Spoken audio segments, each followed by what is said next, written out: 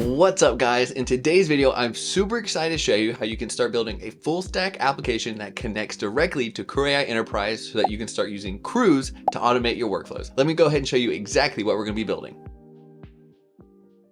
All right, so here's the exact full stack application that we're going to be building here in this tutorial. And in a nutshell, what we're doing is we're building an app that's going to scrape YouTube videos and comments, pass all of that over to CrewAI, and CrewAI is going to go off and generate awesome video ideas that we should go off and make based off of what people are saying about our channel. So let me go ahead and show you exactly what's happening. First things first, we have a nice landing page where it says get started, and this will actually make sure we log in using Clerk. More about that later. And once we're in here, you can actually see that, okay, cool, I have videos that I've already scraped. So this honestly looks pretty sick in my opinion. And what's super cool is you can actually come in here and for each one of these videos, get a nice detail view to see like, hey, what's this video about? What's the description? And actually see what are everyone saying about this specific video that we've already gone off and published. So you can see a bunch of comments here. And what's so cool is all of those comments you saw are what's going to get passed over to CrewAI and get turned into future video ideas. So let me go ahead and show you exactly what I'm talking about. So over here in the ideas section, you can see we've already in the past sent our scraped videos and comments over to CrewAI, and CrewAI has come back with us with a bunch of ideas that like, hey, I think these could be valuable video ideas for you to make in the future. So as you can see, we have a bunch of different ideas in here. Some of them aren't the best. That's why they get a low score. So like this one's someone wrote a nice comment of like, hey, I like these videos, please keep them coming. That's not the best use of a title for a new video, but on a very high scoring video, you can see it's like, hey, this would actually make for a really good video. It would be awesome if I made a video on creating an interactive chatbot that was using CrewAI and had some memory in it. And it was super cool that I think you're gonna love to see how we do later on in the video, but we actually have CrewAI going off and researching and scraping YouTube for us to find relevant other YouTube videos in this space. That's how it actually came up with that score, because it found there was a ton of other content similar that was really publishing out a ton of views. So it'd be awesome if I made something in the same space. So you can see I can click one of these links. In this case, it's a Matthew Berman video, and it'll actually go off and like, yeah, this one has 132,000 views. That one's awesome. This next one is a LangChain memory one. So you can see it's like finding relevant videos in this same space of CrewAI and memory. And what's super cool is we can also see the original comment that triggered the need for this video in the first place. So in this case, it's like, hey, it'd be awesome if you did this. So all around, I think this is so freaking cool, and I cannot wait to show you guys how we build all of this in the rest of this tutorial. But this is just the full stack side. Let me go ahead and show you exactly also over in CrewAI Enterprise land, we have a ton going on. So I've actually deployed a crew that was, taking in the comments, filtering them out, turning them into video ideas, scraping YouTube, coming back with a score. That's all happening in CrewAI Enterprise. And what's cool is you can actually see like, yeah, I've run this a bunch of times. You can drill in, you can see like, yeah, I had a scoring analyst, someone who was filtering out comments, video idea generators. Like you can see all of these working in action, and there's a ton more magic that's happening over here in CrewAI Enterprise. So I'm super excited to show you guys all of this later on in action. But I know there's a ton we have to get to, so I'm gonna go ahead and walk you through in the next section a quick overview of exactly the roadmap of what we're gonna be going through to build out this awesome full stack application. So let me go ahead and show you. So here's a quick overview of the 3 phases we're going to be going through together here in this tutorial. So first things first, in our first phase, we're going to be doing the project setup. So this is where we're going to create our NextJS project, deploy it to Vercel, add a database, add a Clerk, go ahead and log into YouTube, go ahead and log into CrewAI Enterprise, go ahead and create our crew. So this is where we're going to just knock out all the boring stuff as fast as we can so we can dive into the fun stuff, which starts in phase 2. And in phase 2, we're actually going to focus on building out our NextJS application so it looks exactly like what you saw earlier, to where we had the nice landing page, the video page, the ideas page. It was hooked up to Clerk, hooked up to our database, like where we're actually gonna do all the coding. And because it is 2024 and it is the year of AI, I'm not gonna be coding out things manually by hand. In fact, when I created this project, I never once coded a single line. I pretty much talked to Cursor and B0 for the entire thing. So as we're going through the project together, I'm gonna be discussing what kinds of conversations I had using these AI tools to build the project you're looking at, and hopefully explain some of the core fundamental loops so that we're on the same page. And just a quick side note, it is important to mention all the source code in this video is completely for free. So definitely pay attention, watch, see exactly how we created the page, and know afterwards you can just download all the source code. I have a link down in the description below so you can download it for free. All right, cool. Now, once we have our Next.js project up and running, in the final step, we're gonna move over to phase 3, which is all about creating our crew.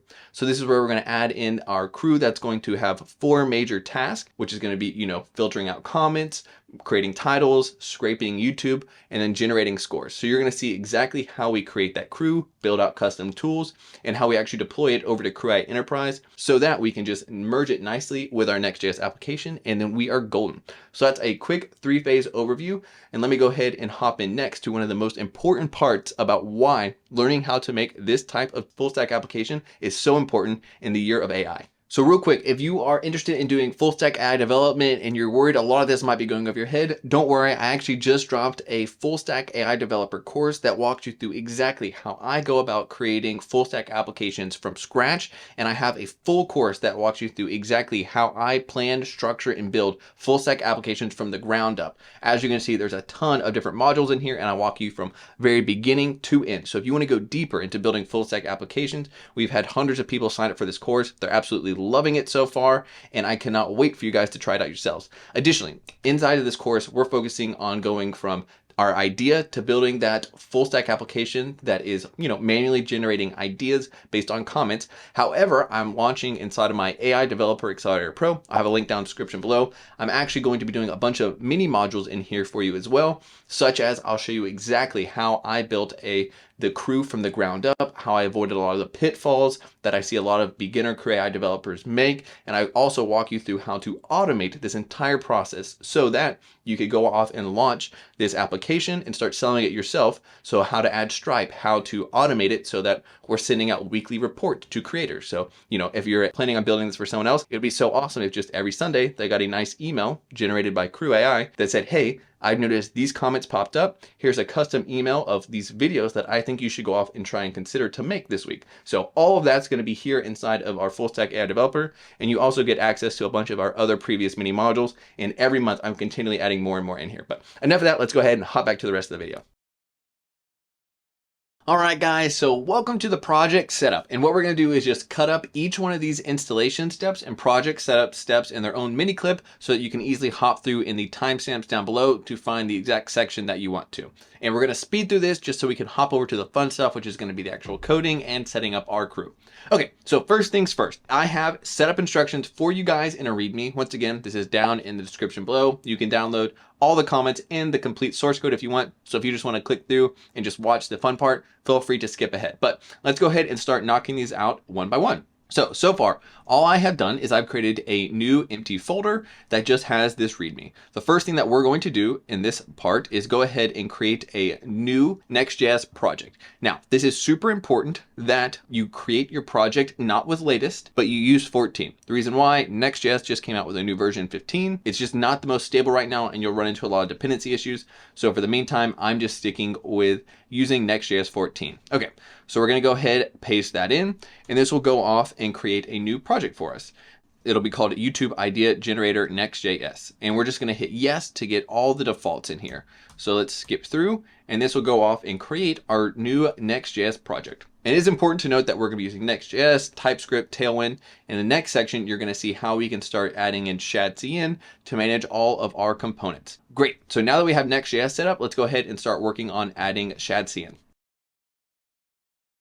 All right, so now it's time for us to go ahead and add Shadcn to our project. So go ahead and click this link and it'll take you over to a page that looks just like this.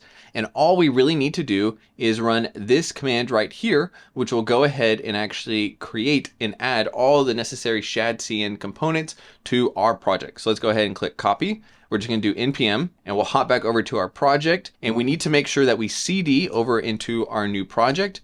And once we're in here, we can go ahead and paste it in. And this will go ahead and install the necessary libraries such as Shadcn. And it'll go ahead and create all the necessary UI folders and everything else. So we're just going to once again just do all the defaults as they come up, and it'll go off and create it. So it's updating all of our files, and you can see it actually worked, because if you hop into our lib folder, you can see we have a utils. This is how, Shadcn starts merging everything together. Awesome. Okay, so now that we have that set up, what we can do next, now that we have our base initial part of our project set up and running, we're going to go ahead and hop over in the next section and deploy this over to Vercel so that we can just ensure everything's running and looking great. All right, guys, so now it's time for us to deploy our Next.js application over to Vercel. And the only middle step that we have to do is actually push our code over to GitHub before we can have it ingested by Vercel. So first thing we need to do is hop over to GitHub, and we are going to create a new project. And we're just going to call this YouTube Idea Generator. And then at the very end, we'll just add in Next.js. Great. So we're going to make this a public repository. Go ahead and create it. And once it'll create the project, it's going to give us this right here. So you can see it tells us instructions for how to add it. But the only one we need to do is just copy the remote one, hop back over to our code, go ahead and paste this in, and this will add this Next.js project. It'll add a remote repository so we can start pushing our code up. So if we run git status, we can see we've made some changes. So we'll just do git add, git commit, and we'll just say first commit, and then we'll do git push, and this will try and push everything up. We'll run into a quick error because we haven't set upstream, paste that in, and then now we've actually officially pushed all our code over to GitHub. So when we refresh, ta-da, you can see all of your Next.js code here. Okay, cool. So what we need to do next is actually hop over to Vercel. So if you click this link that I've given you guys right here, it'll actually take you over to a screen that looks just like this, and you want to just go ahead and log in. So I've logged in on my account, so I'm going to hop over to my dashboard, and I'm going to make sure I'm on the right account. So B Hancock AI, awesome. So now I'm going to create a new project with you guys. And first things first, it'll actually ask what Git repository do you want to import? And we want to do this one, our YouTube Idea Generator Next.js, the one we just created. So go ahead and import that, and then we're just going to leave it everything how it comes out the gate. So we're just going to go ahead and click deploy. Now this will take a few seconds to go off and build our project, deploy it, and let us know that everything went successfully. So what we're going to do after this, just as a heads up, because we're going to run back over to the code, we're going to link our local project with Vercel. The reason why we do this is so we can actually, as we add environment variables later on to our Vercel project, we can pull them down to our local project. That way we make sure we keep everything in sync. And this is going to be super important as we add Clerk environment variables, YouTube environment variables, CrewAI environment variables. There's a lot more that we're going to be adding. So that's why we're going to link it in the next step. So what you'll need to do next is if you hop back over to your code, what we need to do is go back in here and we need to run npmi and then -d for global, and then you'll type in Vercel. Now I already have Vercel installed on my computer, but on your case, it might ask you to go off and like ask for other permissions if you haven't done this. So, but basically just try to globally install Vercel because this is how we're going to link our local project with the cloud. So this will also take a few seconds. So we're being super productive running things back to back. All right, let's hop back over here. So you can see, ta-da, we have now officially deployed our Next.js application. We can come in here and see that everything built successfully, and all around this looks cool. So let's see, for some reason it's just taking a second to install. On your computer, it will probably go faster, but eventually what you can do once it's done installing is you can run Vercel link. And it might ask you to log in if this is your first time doing it. But in our case, it's like, do you want to set up this project? Yes, I do. From there, what account? So I'm just gonna do B Hancock. And then from there, it's gonna say, all right, I found a project. Do you want to link it? So it actually found our project that we just deployed. It has the exact same name. Do you want to link it? And then we'll say yes. Cool. Now this is actually working. And just to prove to you guys that it's working, if I come into settings and I add environment variables, we'll just do test, save it. And what's cool is now back in our code, whenever we do Vercel environment variables, so in env, pull, and we're going to pull these to our .env file locally, you'll notice that it's actually going to go ahead and save everything to our .env file. So in here, you can see, ta-da, everything from Vercel. We can now easily pull it down now that things are linked. Awesome. Let's go ahead and clear that up. Now that we have everything set up, and we're just going to get rid of those silly test keys. But now that we've proved that it works. Okay, so now let's go ahead and hop over to the next step now that we have everything properly deployed over to Vercel. All right, guys, so now it's time for us to go off and create our database. And to do this, we're going to be using Neon to create a Postgres database. So if you click this link, it'll take you over to their website, but I just want to show you guys on their pricing plan super fast. We're going to be using the free tier, which allows you to create up to 10 different projects and store up to ½ GB of memory, which is a super generous free tier. So what we're going to do is whenever you click that link, it'll take you over to a page just like this, where it'll ask you to sign up. Next, it'll ask you to create a project. This project is where you're going to store all of your databases. In my case, I just named the project YouTube because this is where I'll be storing all of my YouTube projects that you guys are going to be watching. So in your case, just maybe call it your name, Scratch, development, basically whatever you want to call it. Then next, it'll ask you, what do you actually want to call your final database? So in my case, I just called mine YouTube Idea Generator, and then you're going to end up with a screen that looks just like this. So in your project dashboard, you'll be able to see everything right here. So in my case, sorry, I made a test database, but I could easily create a new one,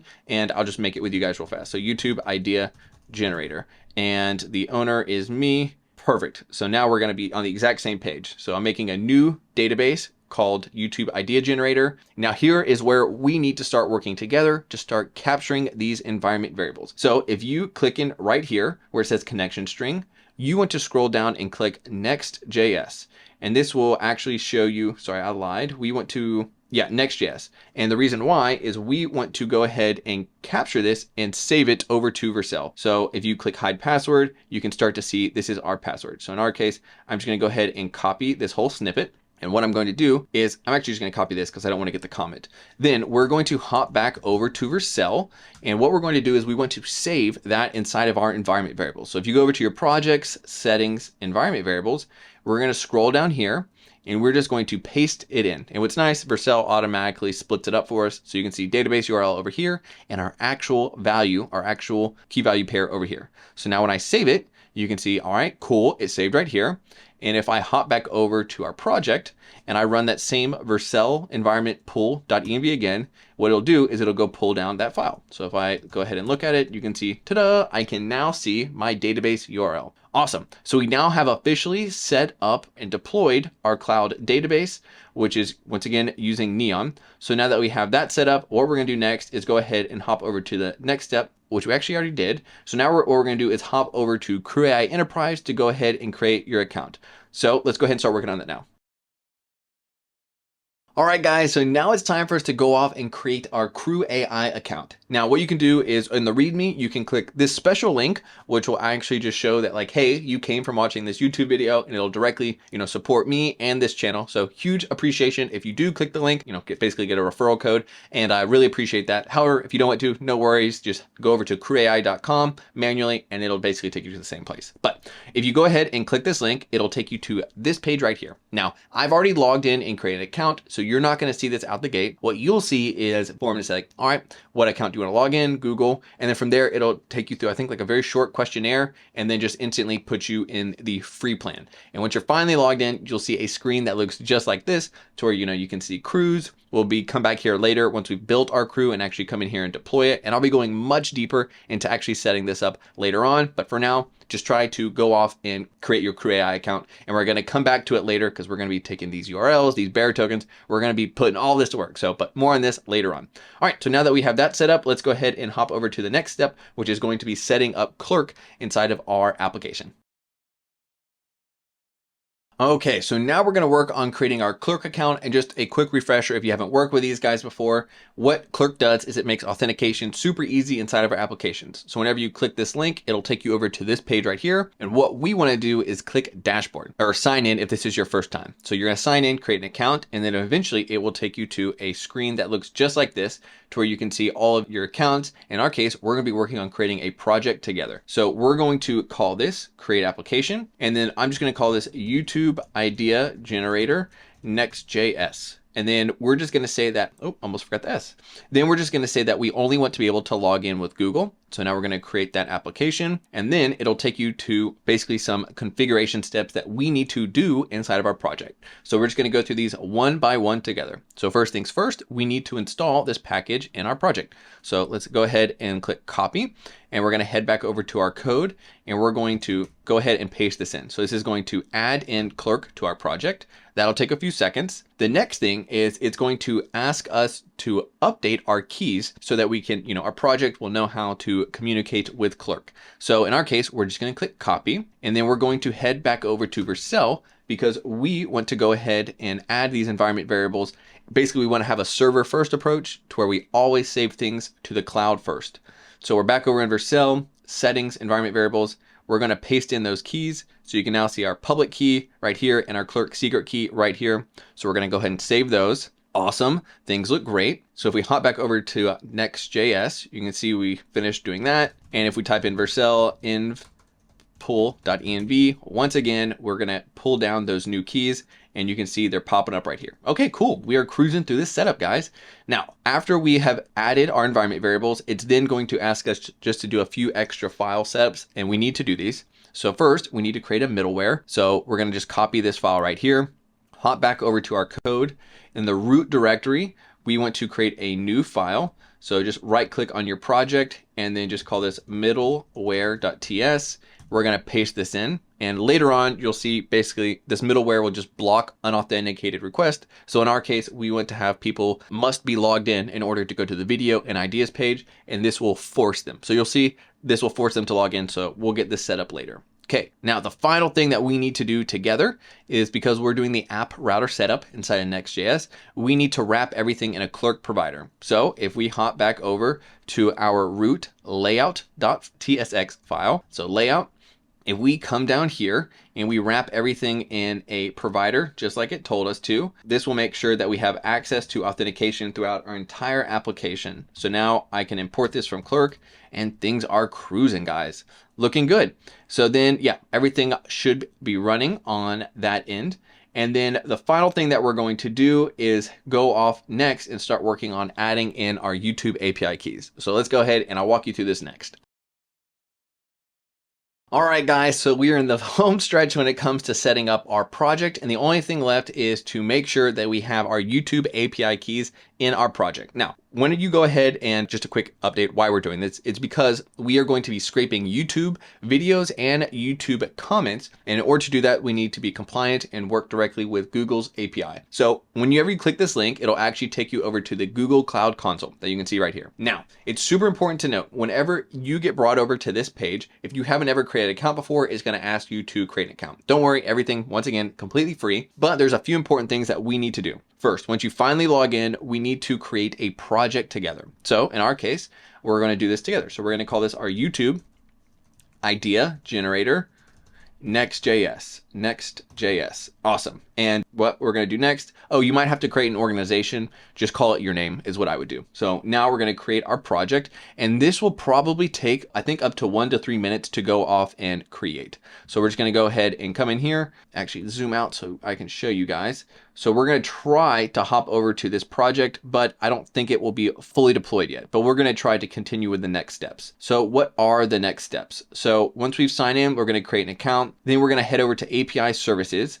And what we're going to try and do is set up our YouTube access. So honestly, we can just skip that step and just type in YouTube up top and click this link right here. And this will take us to a page to say like, all right, do you want to enable the YouTube inside of this project? So we're just going to click enable. And this should go ahead and take a few more seconds, but eventually we'll say, yes, I am enabled. That's what we're looking for. So hopefully, fingers crossed, it works. Usually creating projects back to back, it gets a little weird. Okay, cool. So to use this API, you need credentials. Okay, so next we can just hit the credentials tab and it'll take us over to this screen right here. Now, the only thing you want to do is you're going to click create credentials and then API key. And this will create API key that we can start using to go off and make requests over to Google to say like, hey, give me these videos, give me these comments. So click copy. Once we click copy, we can now once again head back over to Vercel one additional time, and we're going to paste in this key right here. So paste it over here, and we're just going to call this our all caps YouTube API key. Great, so we're gonna save it. Now that we have it saved, the only other thing we can do, so you can see it popped up right here. So what we're gonna do is we're gonna hop back over to our project because we've made some changes. So first things first, I just wanna make sure we can pull our environment variables, Vercel environment variable pool.env. So we should now see we have our YouTube API key, great. And because we've made some changes, like you can see right here, oh, I'm so glad we brought this up. At this point, you can see, hey, this is an untracked file. You do not want to accidentally commit and save this to GitHub. The reason why is because we've just saved a bunch of sensitive keys, so we need to ignore this file. So to do this, we just need to go to our git ignore file, and then we're gonna head down here, and we're gonna say, I do not want to track my environment variables. So now, when I do git status one more time, you're gonna see we're not looking at tracking our environment variable. This is exactly what we wanted. So now what we can do is git add, git commit, and we're gonna say add clerk, And then what we can do next is push. So now we've pushed all of our changes up to GitHub, and this should eventually trigger a new deployment inside of our project that you can see will go off and run here. So what we're going to do is just make sure that this works properly. Now that we've added in Clerk, we want to make sure things are good. And then from there, what we're going to do is go off and actually start working on building out our Next.js project so that it looks just like our final version. So let's give us a few seconds to make sure that it works properly. All right, guys, so it took just a few more additional seconds, but you can see our project was deployed successfully. That means it built properly and everything is good to go. So now we are officially done with phase 1, where we have done all the project setup, gave yourself a pat on the back for going through the boring stuff. But now we get to hop over to the second phase where we're actually going to start coding up our Next.js project. And I'm super excited for you guys to see how we're going to quickly build out this Next.js application. So let's go ahead and hop over to phase number 2. All right, guys, I'm super excited for us to hop over to Next.js so we can start coding out our application together and start building out this full stack application that connects over to CrewAI Enterprise. So excited. Now, I do want to mention just one quick time, I am going to be speeding through parts of this code. The reason why is because it's 2024. And like I mentioned earlier, I actually did not type a single line of code to build this project. I strictly used a combination of V0 and Cursor, which I have an awesome tutorial on that walks you through exactly how I approach building full stack applications right now. And that's the exact same approach I did to build the application that you're going to build right here. Now, what I am going to do, because I want you guys to know exactly what's going on in my head, is as I show you guys the changes we make, I will talk through exactly what's going on at a high level on the code, because at this point nowadays with Cursor, instead of, saying like, hey, like for each do this kind of thing, pretty much now you'd have to say like, hey, please add in this function that performs this. It takes in these parameters and I want it to return this. Like that's at the level of complexity that you need to be at as a developer in 2024. And obviously you need to have an eye for like, hey, is this actually what I want to happen? But at a high level, you're not typing out code anymore. You're describing functions and AI is building it out for you. Okay, with all that spiel out of the way, what I want to do is just go ahead and spin up our project first, and then we're going to start going page by page throughout this application, building it out together. And then from there, we're eventually going to get to the point to where by the end of phase 2, we're just going to be ready to plug and play with CrewAI. Okay, so hopefully that makes sense. Now let's go ahead and start working on running our application and start building out our first page. All right, so the first thing that we need to do to spin up our application, we're going to go ahead and open our terminal, and we can just run npm run dev, and this will go ahead and kick off a local host to run our application. Now, what you'll notice right out the gate, if we click this link, it'll take us to a page that looks just like this. And this is obviously not what we're trying to do. So let me go ahead and reorganize some pages so you can see what we're trying to shoot for. So first things first, here is what I see whenever I look at our application. So right out the gate, I see that we have a navigation bar that has, a YouTube, and then it has some links over here, and then it has our Clerk profile. Then outside of that, we're actually just going to render the rest of the page. So what we're going to be doing is in this first part, we're going to first update our layout, and our layout is actually what's going to be housing all of this. So in our layout, we're just going to say, cool, show a navigation bar first. And then below that, actually show the body of the page. So now that I've talked about it, let's actually go make it happen. First things first, what we're going to do is come back over to our project and clean house. So what I mean by that is you're going to open up your app folder, and then you're going to go down to page. And inside of page, we can pretty much just get rid of everything that you see inside of here. And for now, we're just going to say div, and we'll just say, hello world. So this will go ahead and make some changes. So now when we head back over to our application and refresh, you should see it in just a second. It'll say, yep, no longer existing. So let's give it a second. Yeah, so now it just says hello world. Cool. So we have completely nuked it. All right, so what do we want to do first? Well, first things first, we want to go ahead and update our project to have a nice navigation bar. How do we do that? Well, inside of our layout.tsx file, what we want to do is clean things up to have a navbar. So what we're going to do is right above our children class right here, we want to add in a navbar. And we're going to go make it in just a second, but I just want to show you that we're going to have a navbar that appears at the top of our screen right here, and everything else will show right below it. Okay, hopefully that makes sense. So now what we can do is hop over to and create a new file or folder inside of our project. So you'll click on the top right, and it's not showing on my side because I have a, yeah, there we go. So you can just click the new folder, and then inside of here, you're just gonna type in components. And components is where we're actually gonna go off and store all of our different components that we want to create in our project. So inside of here, what we're going to do, once again, we're going to, for some reason it keeps popping up on the other screen, but just know I'm trying to create a new file. So I'm going to click new file button, and we're just going to call this navbar.tsx. And we can just call it lowercase, actually uppercase, navbar.tsx. Awesome. So we've now created a new component. Now, what I'm going to do, like I said, I'm not going to be coding line by line exactly what we need to do, because all I did is I scribbled on a sheet of paper and said, here's what I want the navbar to look like. And I passed it over to V0. And basically iterating a few times with V0, this is what I got. And we're going to walk through this together. And don't worry. So don't worry if this is confusing at first. I'm going to make it make sense with you guys. We'll get it to work. Okay.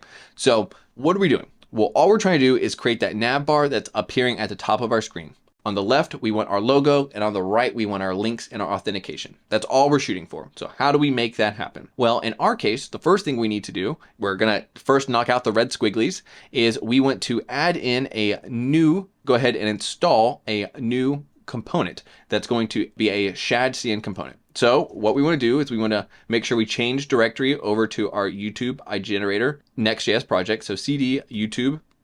Great. Now, once we're in here, what we can do is type in npx. Basically, every time you want to install a Shadcn button, it's just going to be npx Shadcn and then add and then whatever the component is. And I believe that's what you want. Yeah. And then it's going to ask you, do you want to install this? And we're just going to say yes. And then from there, what it's going to do is it's going to install everything that we need. So in our case, what you can notice is inside of our components, there's now a new UI folder, and then it just created a button for us. So this is super cool. And the reason why we do this with Shadcn is we now have one place to style our buttons. So our default buttons, our ghost buttons, our outline buttons, we have one place to style everything, and those changes will get made throughout our application. So that's one of the big perks of using Shadcn. And ta-da, it got rid of our red squiggly. All right, so what is the other issue that we're having inside of here? It's because we need to have our settings modal, but we're going to worry about adding our settings modal later. And just a quick update, the settings modal is whenever you click settings, this pops up. So we're going to add on that later. But with that out of the way, let's walk through what's going on line by line inside of this navigation bar. So what we're trying to do is we are trying to first in our nav bar is we want to show our YouTube logo on the left-hand side. So what we've done is we made one div container, and this div container is going to say justify between, which just means put as much space as between the children elements as possible. So on the left, the first child component, it's going to be a link to our application. And whenever you click it, it's going to take you to the root directory. Then what we're going to say is then we want to push everything else to the right-hand side. We're going to put as much space. So now we're going to say, all right, is the user signed in? If they are, great. I want to show them a link to their videos. I want to show them a link to their ideas. And I also want to add in some styling. And what I mean by that is if the current path name, so if we're, for example, I know this might be a little hard to see, but if we're in /video or /video and then like an idea of a video, we want to highlight and underline the fact that we're on that page. So we're saying like, hey, if I'm in the video path somehow, can you please add some border on the bottom so that it looks like I'm on this page? So you can see this in action whenever we go over to the video section. Whenever I click it, it'll see now we have a nice little red border on the bottom. And that's because we're in the video path. So that's exactly why that's happening. Same for our ideas. If we're anywhere on the idea path, add a nice border on the bottom. Great. Then from there, what else do we have inside of our application? Well, if we're logged in, we're also going to show the user button. And the user button, this is a Clerk component. And this Clerk component will allow us to log out, access our profile, and everything that we want to manage with authentication. It is all comes from Clerk. They make it so easy to manage this. Okay, cool. Hopefully that makes sense. Then if we're not logged in, we just want to have a quick little button or a link that just says, hey, get started now. And it's just a big red button that we can look at. Okay, so let's go ahead and save this.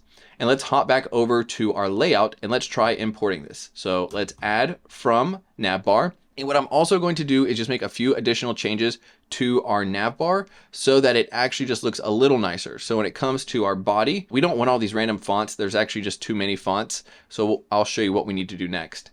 And then finally, we just want to wrap everything inside of a div. And why we want to do that is because our application is in a window. And if we're on a really large screen, we're just trying to say like, hey, just the max width I want this application, if we got on a huge screen, is to just take up this amount of space as much as you can, but don't grow bigger. The reason why is we don't want buttons on an ultra wide screen way in the top left-hand corner and way in the top right. We don't want that. So this is how we set that up. All right. Now, in order to get this working, we also just want to get rid of some of these extra pieces of metadata and these fonts. We don't really care about these fonts. We're just going to stick to a basic font such as Lato. And what we can do is actually import this from Google Fonts. So we're going to go ahead and add Lato, which is just a nice clean looking font. And you can see, ta-da, our layout is looking good. So if we hop back over to our application, oh my goodness, we have a beautiful looking navbar. Now, what's going to happen next? Well, if I click get started right now, what it's going to do is it's going to redirect me over to the video section. However, we don't actually have a video section of the app yet, and it didn't ask us to log in. So what we're going to do in the next section is force users to log in if they're trying to go to any page minus the landing page. So let me go ahead in the next section, show you how we can start enforcing authentication. All right, guys, so now it's time for us to make sure that we enforce users to log in to get past our landing page. And how we go about doing this is by updating our middleware. So what you want to do is go ahead and open up our middleware file. And what we really want to do is update this right here. Now, what I'm going to do, I'm going to go ahead and show you the encode, and I'm going to walk through why we're doing what we're doing and call out some important changes that were just made when it comes to Clerk. So right out the gate, we want to update and add in create router matcher. And what this is going to do is anytime we're on a different route, Clerk is going to check to see like, hey, is this the route that the user's on? If so, it matches. Check. You got to match. Do with it what you want. Cool, so that's the important thing. And let's go ahead and squash that red squiggly as well and go ahead and update our next response. So what's going on and what are we trying to fix? Well, inside of Clerk, we're trying to say, okay, did the user go to a public route, such as the root directory or like a sign-in page of some sort? If they did, those are completely public. Anybody can get to those pages. But if they're trying to go to anywhere else inside of our application, we need to make sure that they sign in. So here's where we actually start handling all this. So inside of our Clerk middleware, what we're going to do is say, all right, I want to create a handler. And this handler is going to be an asynchronous function that accepts the current authentication state and the request. Then what we're going to do is go ahead and what we're trying to do is say, all right, is this person trying to go to not a public route? So are they trying to go to like a video or an ideas? So that's what we're checking here. And are they not logged in? Because a logged in user would actually have a user ID. So what we're trying to check is like, are they going to a private route and are they not logged in? If that happens, that's a no-go. And what we want to do is redirect them to a sign-in page. So the way we get access to the user ID and the redirect to sign-in is actually by accessing this authentication middleware function. We want to await it, and then we now have access to them. Okay. And if the user is just they are logged in or anything else, what we do in a middleware is we just call next. And what next does, it just literally takes you to the next thing that the user wanted. So if a user makes a request, they'll hit the middleware. Then if they're good, they're already logged in, trying to go to a private or public page. If they're logged in, we'll just take them there. So that's what we call next. And it just takes you to the next thing that they wanted to do. Cool. Now, quick shout out. If you have been using Clerk for a while, this might be a little bit different in the latest update. So if you go to package.json and you look at Clerk, they upgraded from major version 5 to 6. And this was a big change. So you now have to await authentication. It's now a promise and you have to await it to get all this information out. So I just want to go ahead and show that to you because this is a little bit different. Okay, so what's going to happen next? Well, now if I refresh the page, let's try go over to videos. So now what should happen is it's going to go, you can't go there. That route is protected. You must log in first. So now it's going to make me log in and I'll just log in with my email real fast and everything should now be good. We're logged in. However, the videos page doesn't exist yet. So we're going to have to go off and create that in just a little bit. But as you can see, we now have properly put in some safeguards to make sure users logged in before they can access any information we're about to show them. And what's pretty cool too, is you can see our navbar is working whenever we're trying to hop between these two different pages. Okay, cool. So what we can do next is actually go off and start building out our landing page. So back over here, we're going to go ahead and start updating this hello world to actually be that basically that. Let me show you, be this page right here. So let's go ahead and start building out this landing page real quick. All right, so let's go ahead and start updating our landing page. And if you are newer to Next.js, one thing I do want to call out is that we are going to be using path-based routing. What that means is inside of our Next.js application, you basically, every time you create a folder, that becomes a new page. So if we went and created like a videos section, like a videos folder, and made a page in here, you could access that by going to video. You could access it by going to our application and then /video. It would take you to this page right here. So in our case, since we're trying to work with the root page, the base default page, we're going to be in here. And you can see this is the absolute root page. There's nothing before this. Okay, so let me walk you through exactly what changes we need to make to actually make this welcome page look nice. And once again, I made everything you're looking at through V0, just talking to it and saying like, make this prettier, and just told it exactly what I wanted. So let's go through it at a high level so you can understand exactly what went into making this page. So first things first, we basically just want to have one div that's just going to be a column. And the reason why is because we just want to add things in basically vertically. So as you can see, we have an H1, then we have a description, and then a nice call to action, and then some items at the bottom. So that's just a nice vertical column. So what we're trying to do is we're then going to add some space between all of our items. And right out the gate, we're just going to come out with a nice H1, which just means like the title of the page. We're going to make it super big, extra bold, and then we're just going to make it nice and red, and we're going to add a little bit of a gradient to it. So you can kind of see that just a little bit from left to right. All right, outside of that, what we're going to do is then just add some like our description. And then finally, we're going to start adding in that call to action, which is right here. Get started for free. We have a nice button, and this button is exactly what you saw earlier when we did Shadcn, npx Shadcn add button. So this is where, we're using those buttons. We're going to make this a large button, and we're going to make it red. And once again, do a little bit of a gradient. Okay, cool. Now, finally, what are we going to do next? Well, at the bottom, we're just going to make a nice div container, and this time we're going to change things to basically be flex. So by default, it's going to be a row, and then we're just going to put 3 different check marks in here from left to right. So it's AI powered, instant results, free to try. So super cool. So what we can do next is now when we click the video button, it should take us over to the videos tab. So you can see it actually just updated the URL. So now that we have our landing page set up, what we're going to do is actually start creating this videos page. And this is where we're going to actually start having to create a database and start getting a little bit more in the weeds and actually adding in functionality instead of just adding HTML and CSS. So let's go ahead and start working on setting up the videos list page. All right, guys, so now it's time for us to go off and create our video list page. And just to give you a quick refresher of what this page looks like in the end state is it has a nice header up top, which just shows us like, hey, you're on the videos page. You can click scrape to go off and scrape. Then what we want to do next is below that, we just want to show a carousel of all the videos that we have scraped so far and basically just allow the user to scroll through them, add some nice animation. So when they hover, we're going to make these cards pop up a little bit more. So this is what we're shooting for ultimately. Now, how do we go about doing this? Great question. So first things first, inside of our app folder, we are going to create, first off, a new videos folder.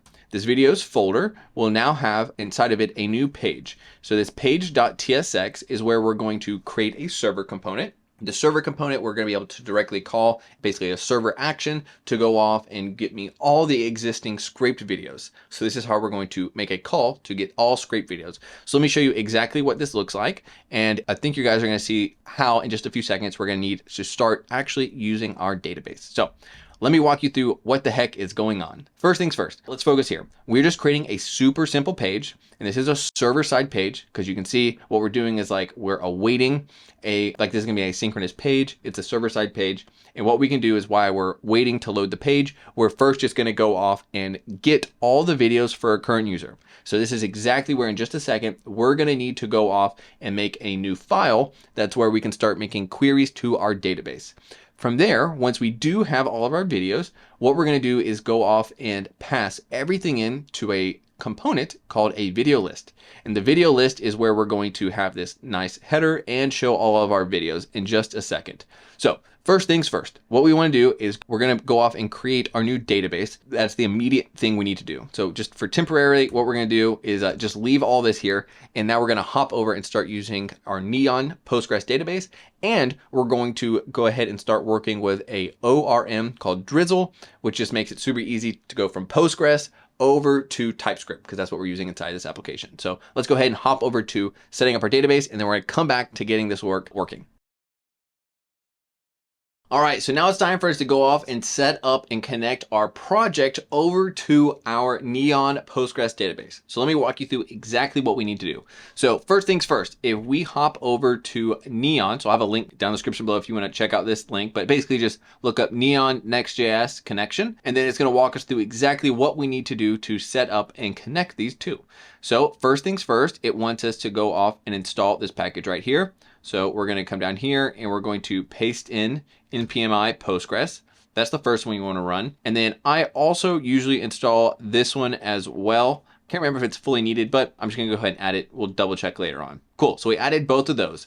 Now, what we wanna do next is store our environment variables, but we were awesome and we already set it up. Okay, so the next thing that we're gonna do is actually start setting up Drizzle. So let me show you what we need to do. So we're gonna do Drizzle.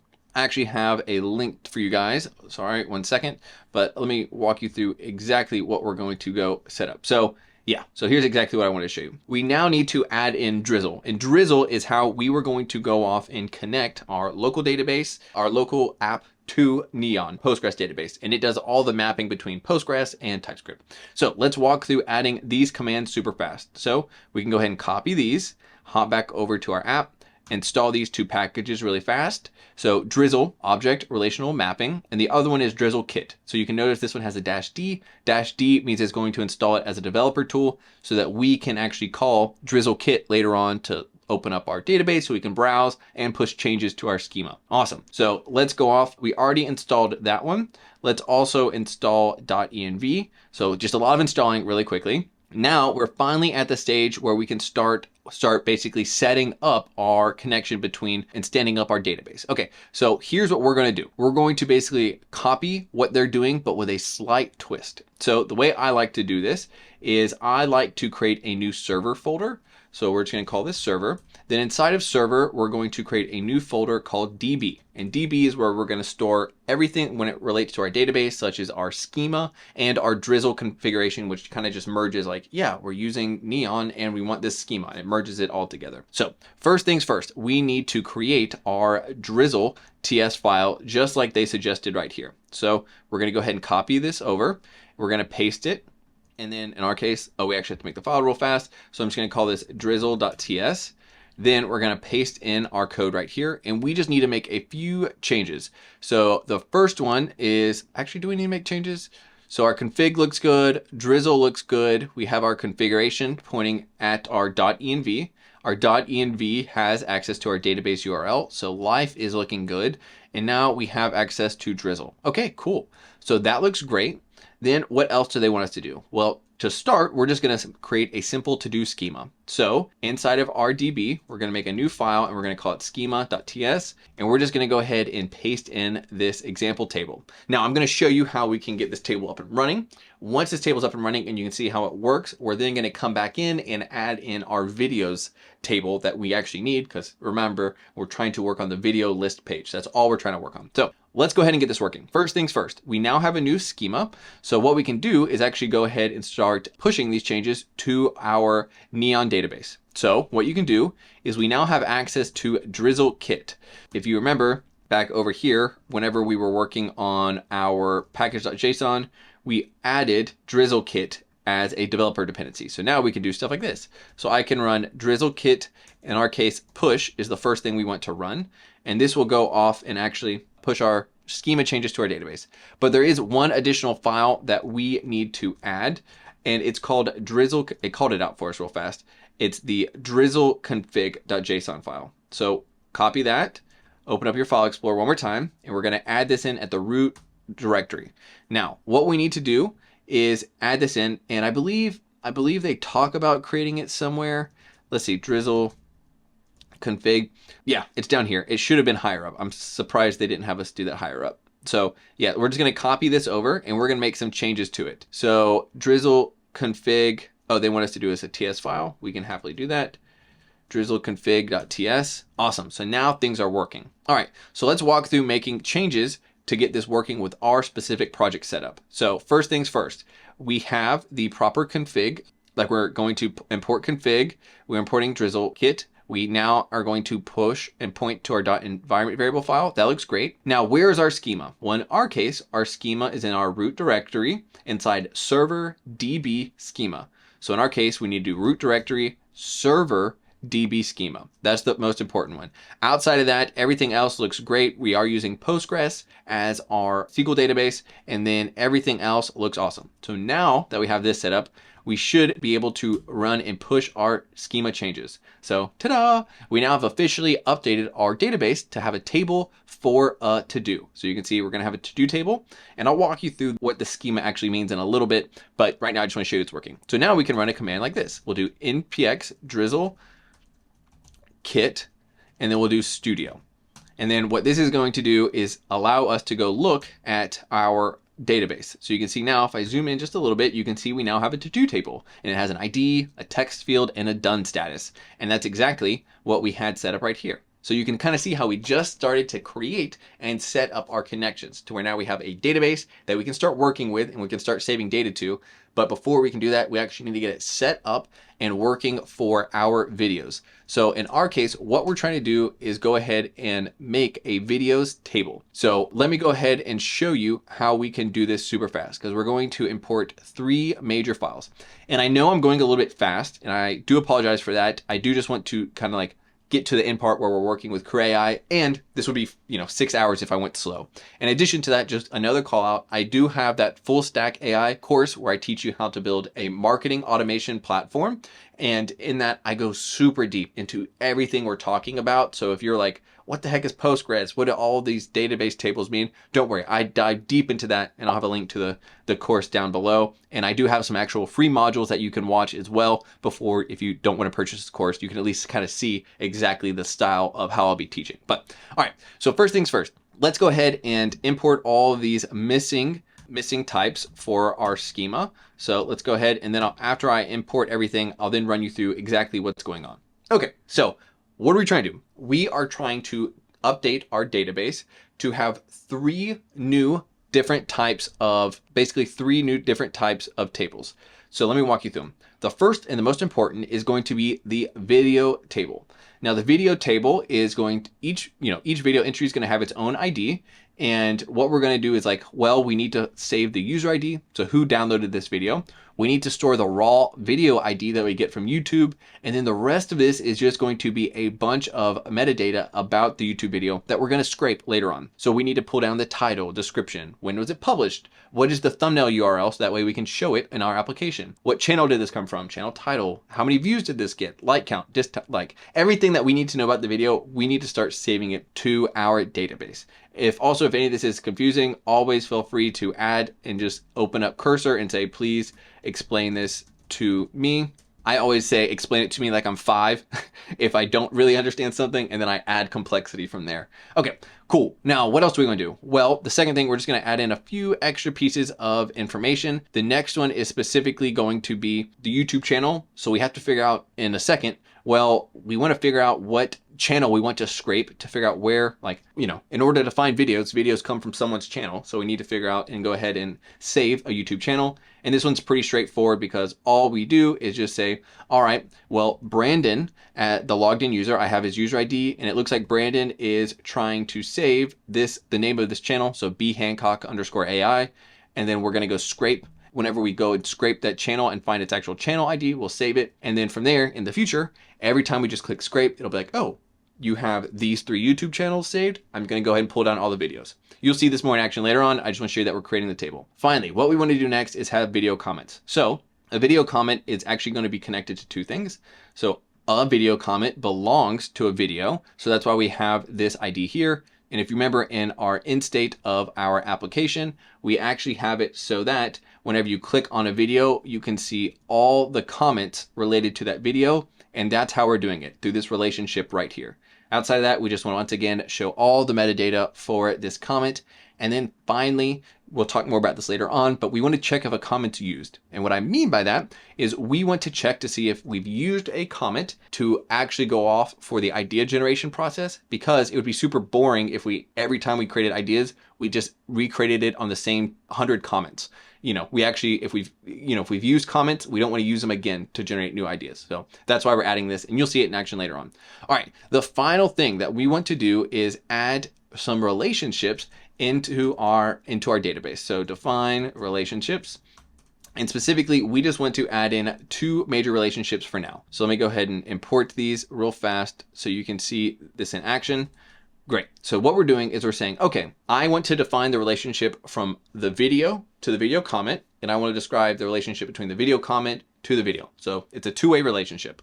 And what we're saying is a video can have many comments, and then we're saying a video comment can belong to one video. So this is just how databases work when it comes to relations inside of a SQL database. So this is just the standard relationship. You have one video, and on that video, you can have hundreds of comments. So one video, many comments, one comment belongs to one video. So hopefully that makes sense. Okay, cool.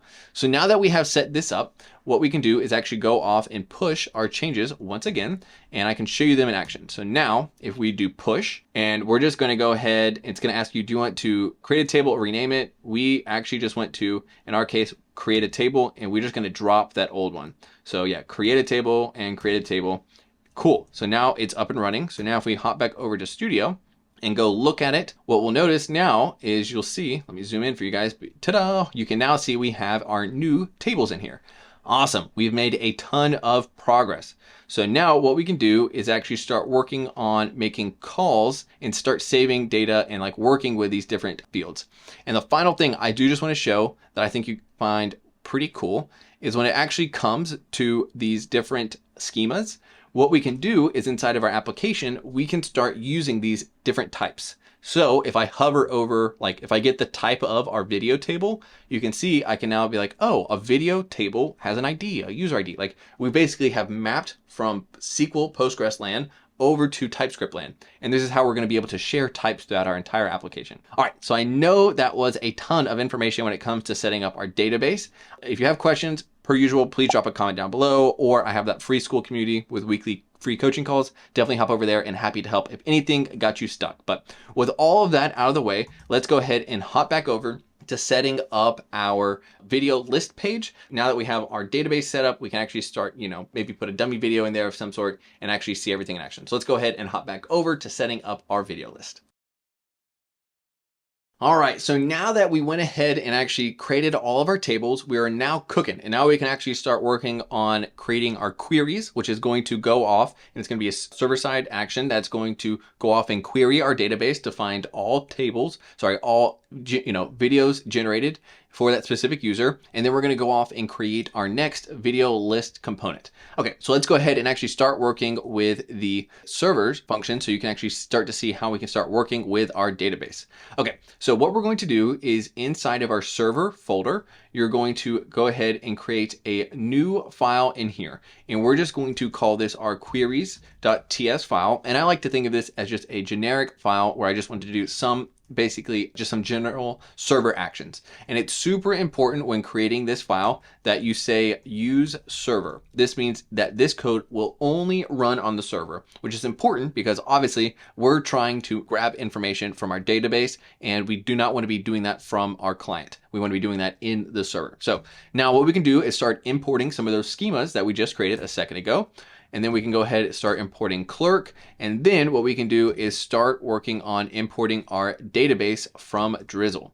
There's a few other things that we need to import, and then we should eventually get all this working. And the final one that we need to import is actually going to be from our Drizzle ORM, and this is going to be equals. Let me go ahead and run you through this. All right, so let me walk you through exactly what we just set up so you can kind of understand the core pattern. So when you're on your own, you can do this as well. So what we did is we just created a server function that's called get videos for user, doesn't take any parameters.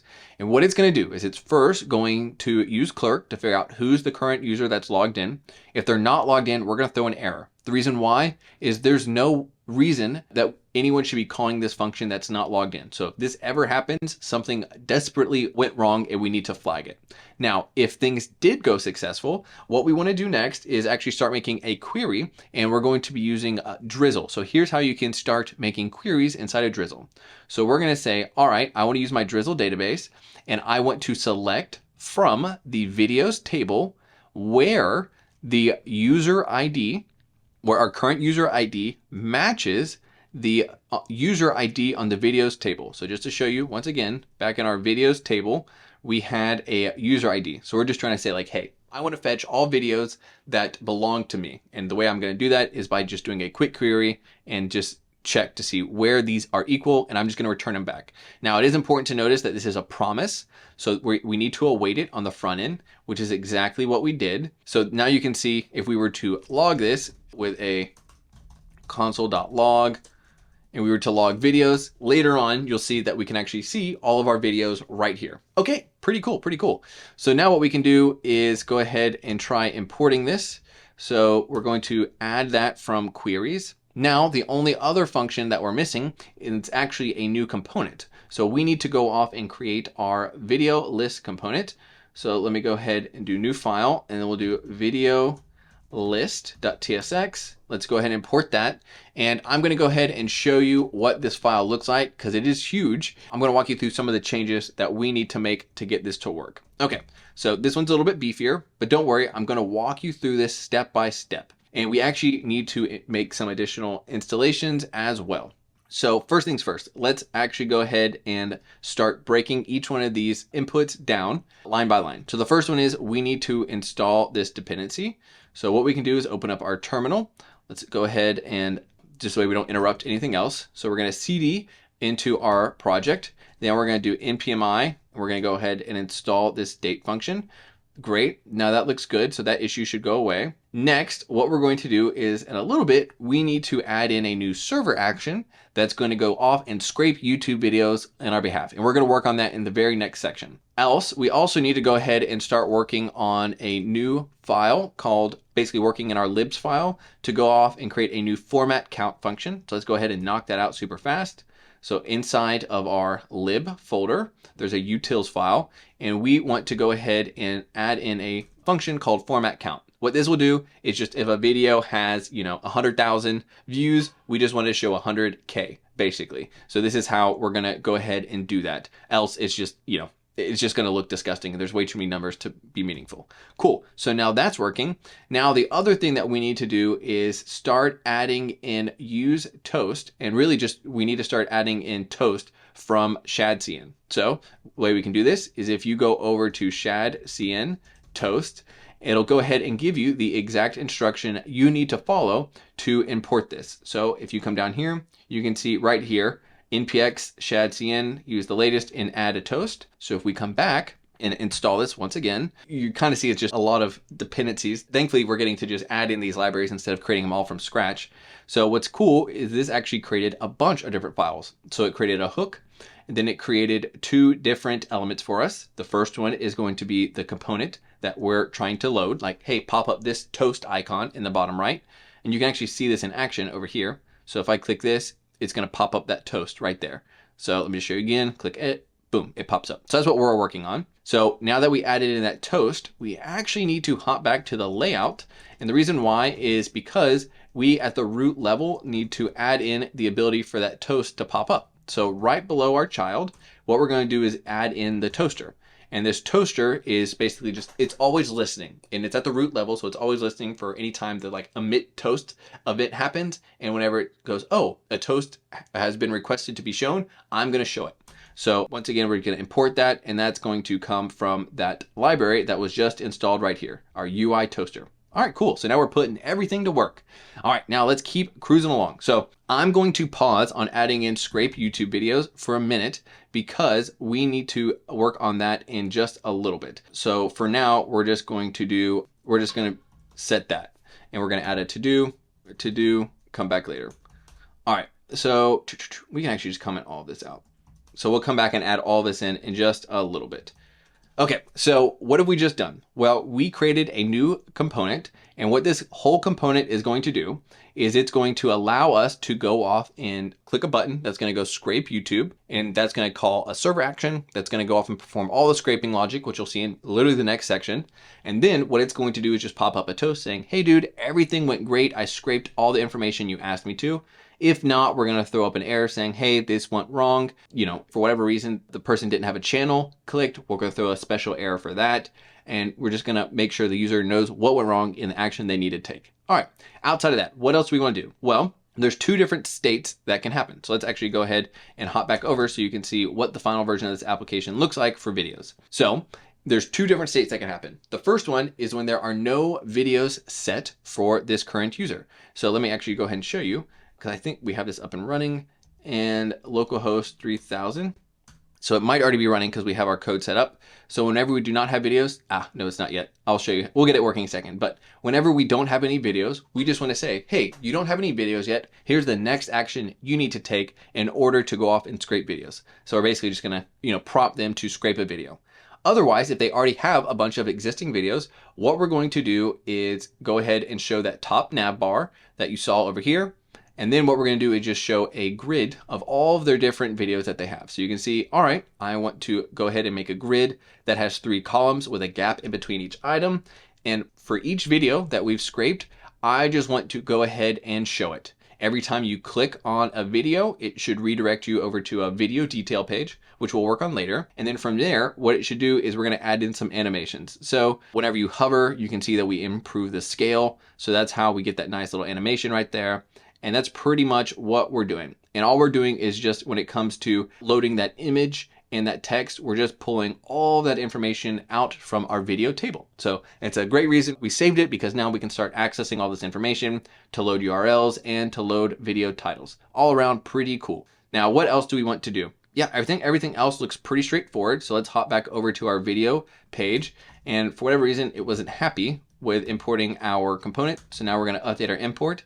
And now it should go ahead and work if we come back over here and refresh. We might have to update the, let's see, use server. I think we need to update a few different pages. So when it comes to our page itself, let's make sure. So this is our video list page. So let's make sure everything looks good here. It does. When it comes to our Git videos, oh, this should say use server. Sorry, that was the issue. It's not user server, use server. And this is what I was talking about. So if there's no videos, we're going to go ahead and pop this up to where it can actually show like, okay, you need to go ahead and scrape a video. So what we need to do next is we're going to work on creating that server action that's going to go scrape videos. But before we do that, we need to add back in that button up top so people can add in their channels. So let's hop over to adding in that custom item in the nav bar that's going to allow people to add in their channels so that we can start scraping it. So let's go ahead and start working on that now. All right, guys, so now it's time for us to start working on adding back in that settings modal that in the final version of the application, whenever we click it, it'll pop up this little modal right here. So let me walk you through how we're going to set this up. So first things first, what we're going to do is go ahead and uncomment this, which is going to be where we're going to be importing our settings modal. Then we need to go off and open up our file explorer, and we're going to create a new file. We're going to call this settings modal. TSX, and this is exactly where we're going to be creating this modal. So let me go ahead and show you exactly what it looks like end to end and walk you through what we need to be doing, because there's actually Shadcn itself is broken when you do some default imports. So I want to walk you through what changes you need to make.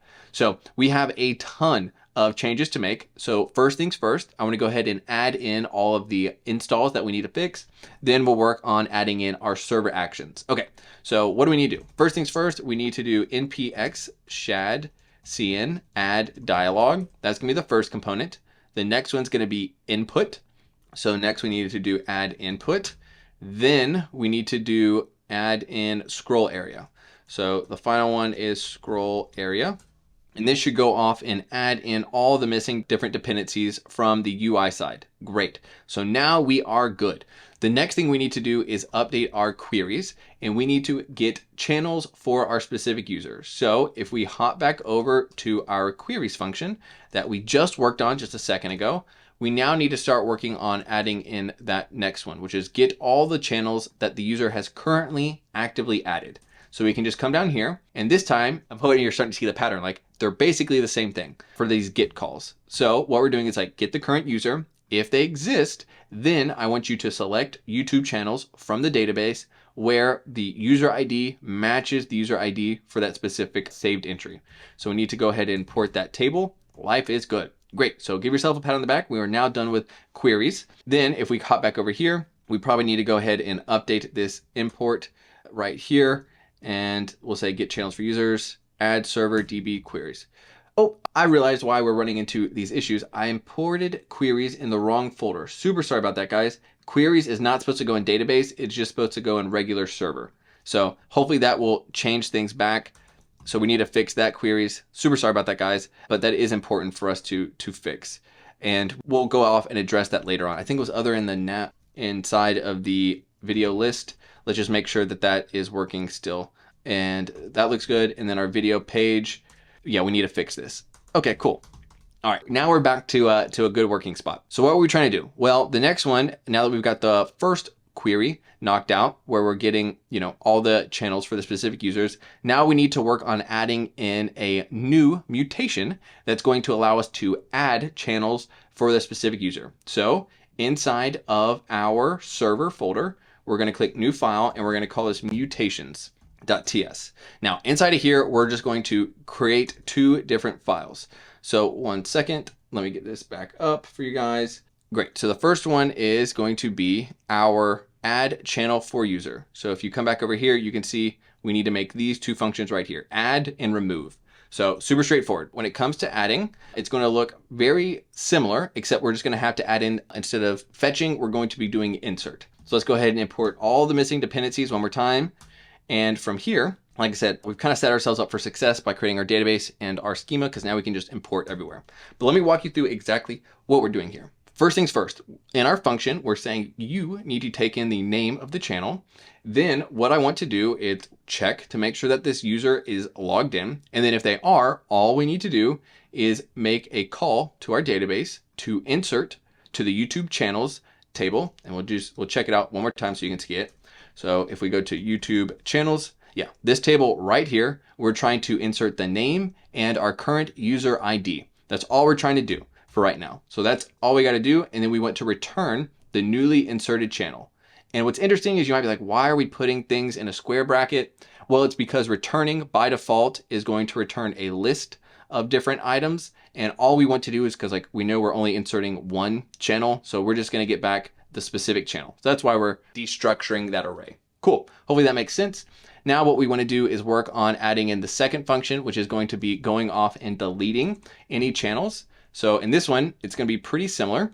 What we want to do, let's go ahead and add in great. So wrong thing equals. So here's what we're doing for remove channel. I'm going to pass in the ID of a channel, make sure the user is logged in to make this change. And then what we're going to do is go, all right, I would like to delete this from the YouTube channels table where the channel ID matches the ID we passed in and the user ID matches the current ID of the user logged in. And this is how we're going to prevent, if I log into the application and I try to delete your channels, this isn't going to allow that to happen. So we have authentication and we have authorization. Cool. So now we are cruising. So if we hop back over here, you can now see if we go ahead and delete that and try importing these new dependencies back in, we should be good. So let's go ahead and import this one as well. Now that we have it set up, let me walk you through exactly what this file does so we can add it in. So what we're doing is this is going to be a client component. The reason why is because we're using state. Anytime you want to do state or listen to on-click events, you need to make sure you're making this a client component. So here's what we're trying to do. What we want to make sure is that if we want to add in a few different functions. So first things first is if the fetch channels function gets called, we want to go off and call that server action and update our channels that we're going to load. Next, if someone clicks add channel, so anytime you click the add button, we're going to create a little loading spinner and we're going to say, cool, add this channel using our other server action, and then just add this channel to the end of the list. And we're going to update the text input field. And then finally, if someone clicks the remove button, same thing, show a loading spinner, remove the channel, and then remove that specific channel from the list that gets shown to the user. And all we're doing outside of that is we're just going to show a dialog. This dialog will close and open based on, our is open state. And from there, what we're going to do is just show that hey, the trigger is going to be the settings property or the settings button that you'll see in the Navbar. And then outside of that, we just want to show this content. And this content is where we're going to have the little modal with hey, add a new channel. What's the name of the channel? Do you want to add it? Cool. Click the add button. Great. Here's everything that you've saved so far. And then we're going to have a nice little scroll area of all of the different channels that the user has already added. And then you can also just, if you don't want to channel anymore, you can just click the button that has a little X next to it and it'll remove it. All right. So enough talking. Let's go ahead and actually see this in action. So let's go ahead and hop down to our settings modal, uncomment it, try adding it back in from the new function and new component we just created. Then let's go ahead and refresh. Oop, see, we got a quick error. I'm glad we did that because now it's telling us that, hey, we need to add in the use server annotation that we had earlier. And now you can see that it shows settings. So now when I click settings, it'll show this awesome little view here. So I'm going to say I want to go off and scrape B Hancock AI. And we just did a server action to save this to our database, which is so cool. I can delete it and it'll delete it from the list. So we know everything's working. Now I'm going to add it back in just to show you that it persists. I'm going to refresh the page. If I hop back to settings, you can see it right here. And I also want to show you something else that's pretty cool. So if you still have your database running, you can actually go click on this link. And what it'll do is you can actually hop over to the YouTube channels table and you can see that, like, yeah, this user saved this table or saved this channel. So all around you can see it's working. We can see when you created it and everything else is pretty cool. All right, so now that we have that set up, we are now in a position for success because now we can start actually calling and building out the scrape function. So now back over in the application, we can now, whenever you click scrape, we can actually have it go off and scrape stuff from YouTube. So I'm gonna show you in the next section how you can actually get this set up. All right, guys, so now it's time for us to start hooking up our application to YouTube so that we can start scraping down all those YouTube videos and comments. And before we hop over to the code, which is a few hundred lines, once again, all written by AI, I do want to give you a quick overview of what exactly we need to do in order to actually make this happen. So when we dive into the code and actually start looking at what's going on, you'll have a good high-level understanding before we dive deep into the actual code. So first things first, whenever we go off and scrape a YouTube video, here's the exact steps that we're going to be following. So first things first, we want to fetch all of the channel IDs. So for example, you saw earlier, we passed in my channel name of B Hancock AI. And what we want to do is actually figure out, well, what does YouTube save this channel name as? And we'll get the ID of my channel is 123. Cool. And we'll do this for all the channels that the user has saved. Then what we want to do next is go, okay, I now understand what channels you have. Now I want to go do a high-level search on YouTube to figure out what are all the videos this creator has made. And this will come back with just, like I said, very high-level information, such as the ID of the video, the title of the video, and the video URL. So just very high-level information.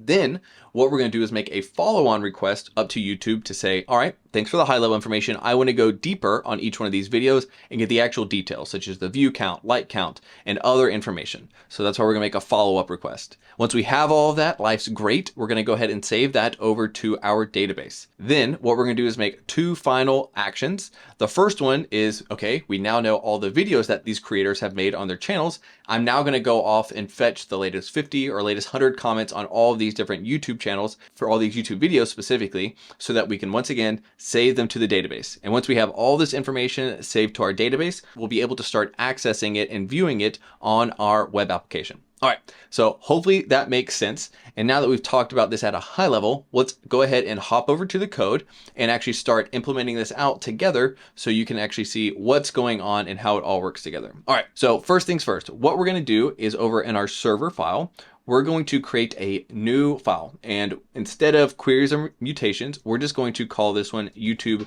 actions. And the reason why I like to do it this way is because I just want to separate this huge chunk of code from the rest of our files just to keep things pretty clean.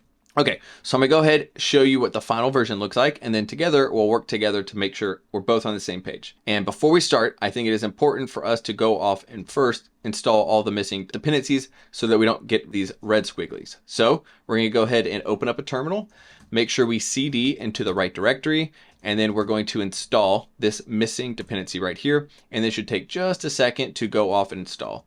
Awesome. So this should hopefully fix this in just 2 seconds. And we can now see like, okay, cool. We have officially are working with the Google API, which will allow us to go get the videos, the video details, and the comments. All right.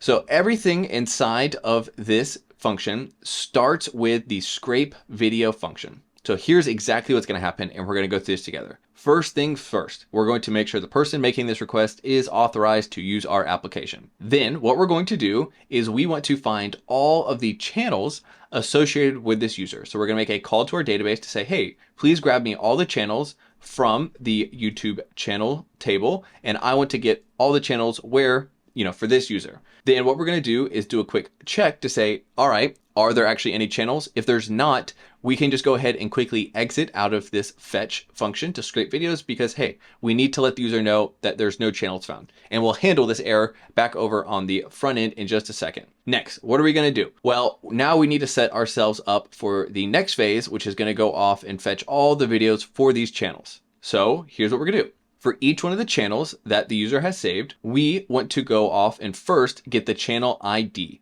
So what we can do is see that we've made a quick helper function that what it's going to do is it's going to make a call using the YouTube API to search and specifically for this channel name. And we would just expect to get back one result, and we're just going to be able to return the channel ID. And this is where you're going to see like, okay, B Hancock AI is associated with channel ID 123. All right, cool. Hopefully that makes sense. Now, once we know the channel ID, what the first thing we want to do is actually go ahead and update our database. That way in the future, we'll already know the channel ID for this user and for this channel, so we won't have to make this request again. So this is more of a one-time thing. We just need to go ahead and know the channel ID the first time. So you can see we're just making a quick call to our database to say, all right, YouTube channels table, I want to update the channel ID for the specific video for the specific channel that matches the ID of the channel ID that I've been working with and for this current user. So we're just making a quick update, and this will make sure we persist the data inside of our database. Awesome. Now that we've gotten out of the channel ID phase, what we can do is hop over and start working on fetching all of the high-level videos for this channel. And what's cool is you'll notice we're now going to start using the channel ID. So let's go ahead and look at this helper function that we also have. So what are we doing? Well, inside of this fetch all videos for a channel helper function, we're going to take in the channel ID, and we are basically just going to be making a bunch of requests over to YouTube to say, hey, for this channel, can you please give me their videos? And you can see, once again, we're using the YouTube library to search. And this time we're specifically going to search for videos on a given channel.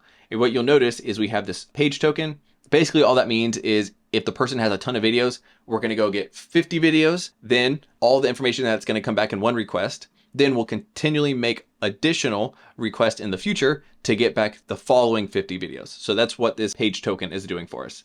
Then what's going to happen? Well, we are going to get back a response from the YouTube API, and this is going to contain a bunch of videos that we actually want to go off and save to our database. So in our case, what we're going to do is first go off and just grab all of the video IDs, and we're going to be passing these up into a video ID array, because we're just going to store this because we need to use it later on to go fetch the actual video details about the, like, comments, total view count, and all the other additional information. So all we're trying to do right now is just get as many video IDs as we possibly can and store them to set us up for success in the next phase when we go off and actually fetch video details. Cool.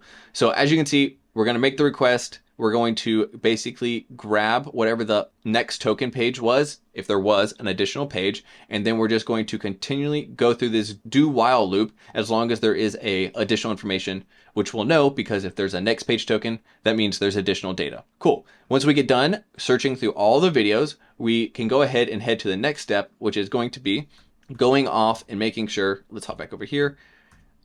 We can go ahead, and now that we have all the video ideas, we can go ahead and head to the next part, which is fetching video details. So let's go ahead and look at this helper function. So in this one, once again, we're going to use the YouTube library. And this time we are going to go off and grab all of the snippets and statistics associated with this specific video ID. And all we're going to do is make, for each one of those videos, we're going to go off and make a request. So you'll notice there's a bunch of video IDs that we're passing in. And what we're going to do is we're going to get back a ton of different videos, and we're just going to pull out all of that information and save it right here. Then what we're going to do after we fetch the video details, we now have access to them. And this is where we're going to move into the next phase, which is cool. I have all this raw data from YouTube. I now want to go off and start saving it to our database. So for each video that we've saved, and you can grab so far, and let me just show you something super fast. What you'll notice is if I hover over video details, it tells me that this is of type YouTube video. So you can see that at the top, we've actually made a quick little interface so you can go ahead and say like, hey, this is the type. We're just basically making everything strongly typed. So as we're working with these different responses, we know exactly what we're working with. Okay, let me hop back over to our scrape section.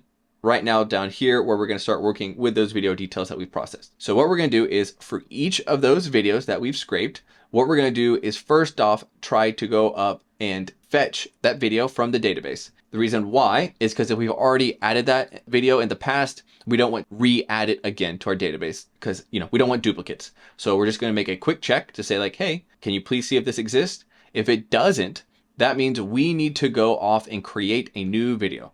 And this is where we're going to start pulling all the raw information from our video snippets, all the information we got, and actually map it to work with our database schema.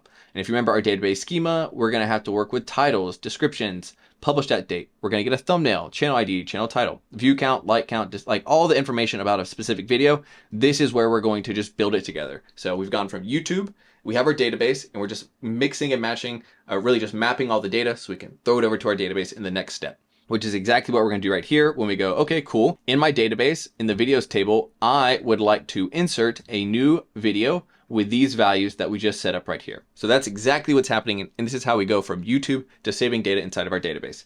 Now, let me call out a few things that I think you will find important. First things first, what we're doing for our thumbnail is we actually are going to get back a bunch of different thumbnails from YouTube. So we made a quick helper function that's going to say, okay, well, if the thumbnail has a max resolution version, let's use that.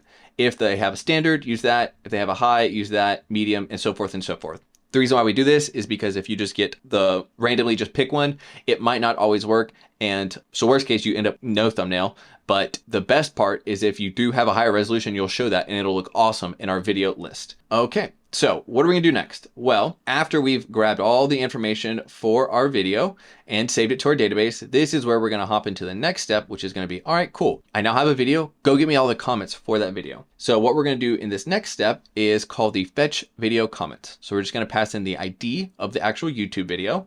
And then once again, we're going to make a call using the YouTube library, but this time we're going to go ahead and do the comment threads. And we're just going to say, all right, can you please get me all the YouTube comments for the specific video ID? And I want to just get a max of 100 results. And the reason why we do this is just because like some bigger videos can have thousands or tens of thousands of comments. And in our case, we want to make sure that we don't accidentally go off and just scrape 30,000 comments because we really don't need that for what we're doing. We just need 100 to go off and say, okay, cool, we can start passing this over to CrewAI. So what we're doing, we're going to get back a response, which includes comments. We're going to put these comments in a format that we have defined. So in our case, this is going to be just an ID and a snippet, and the snippet is going to store all the actual user and the text and comment they actually made. So we're going to go ahead and start building out a list. And what we're going to do is, if we've reached 100 comments, we're not going to continue to scrape and make additional calls to fetch additional comments because we don't need more. Great. Then what we're going to do next is go ahead and break out of this loop and go, cool, here are all the comments that I just fetched for you. Then next things next, we're going to hop over to this next section and try and go through and map, once again, these raw YouTube comments over to our database. So we're going to create a new comment that's going to include the comment text, like count, dislike, and most importantly, which video does this belong to and which user. Then we're going to go off and save that comment to our database. So I know that was a ton of steps, but I just want to show you that this is super important. And hopefully this little chart of going from top to bottom, this is exactly what we wanted to do. Final thing I'll say, I've always mentioned that I've done all this with AI. So whenever I was building this out, I pretty much told the AI, hey, can you please scrape the videos? Before we scrape, we need to find the channel IDs. Then from there, I would like to get all the videos, video details. So I basically told it what to do, and then it pretty much built me everything you see right here. So if you're feeling left out and you're curious how to do this on your own, pretty much just break out the steps like you see right here, and then just pass it over to V0 or to Cursor to crank it out for you. All right, so what are we gonna do next? Well, now what we can do is actually hop back over to our video list section, which is where we were gonna go ahead and call this component right here to go off and scrape videos. So let's go ahead and knock this out real fast while we're here together. So we're going to uncomment this right here, and we now can see we have a scrape videos, and now we need to go ahead and actually start scraping. So what are we going to do? Let's just go ahead and show you what the final version looks like that we messed up and commented out earlier. So you can see now what's happening is we're making scrape call that you just built. We're going to get back those videos if they're new videos. Then we're going to append those new videos to our videos that we're going to show to the user and give a nice little toast of like, hey, we scraped this many videos.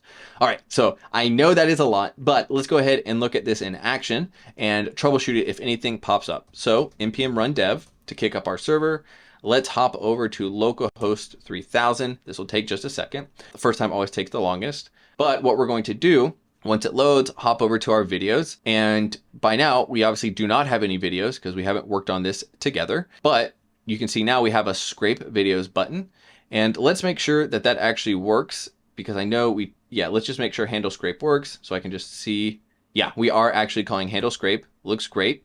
So now if I click scrape videos, what this will do is it'll go off and it's pulling all the data from YouTube and calling that function and pulling all the videos down and saving it over to our database. So this will take approximately, depending on the size of the channel, anywhere from a few seconds to up to, a few minutes. So let's go ahead and pause and we'll come back once it's done scraping and I'll show you the end results.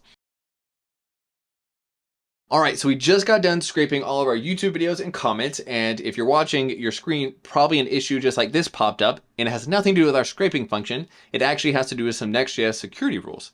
So what you'll notice if you read a little bit more into this error is it's saying like, hey, this is an invalid source property because whenever you try to load an image, this domain is not configured. So this is actually a security rule with NextJS so that we don't accidentally load images from a source that we can't trust. So how do we fix it? Well, if you hop over to your next config file, what we're going to do is update our images to allow a domain, so in our case, YouTube, to show off those thumbnails. So now if we save it and come back, it might not work. Yeah, we're gonna have to restart.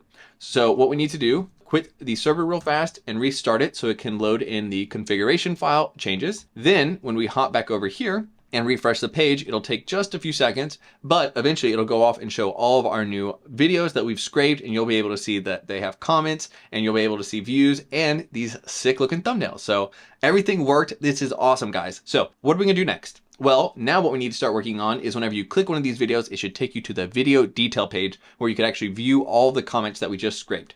So what we're gonna do in the next section is go ahead and build out this video detail page. So let's go ahead and start knocking that out.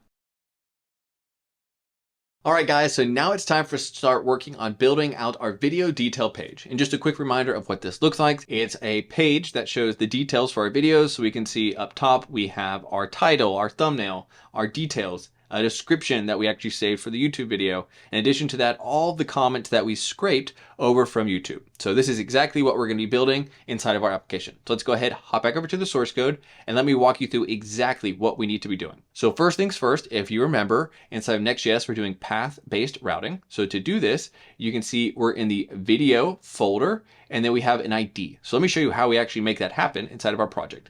So you're gonna right click on app, then we're going to create a new folder called video, make sure it's singular. Then inside of video, you're gonna make another folder and you're going to just put ID. So ID and square brackets is basically just how we can pass in parameter variables into our actual source code that you're gonna see in just a second. So finally, the next thing we're going to do is inside of here, create a new page.tsx. And let me walk you through exactly what we're gonna be doing in here so that we can build it together.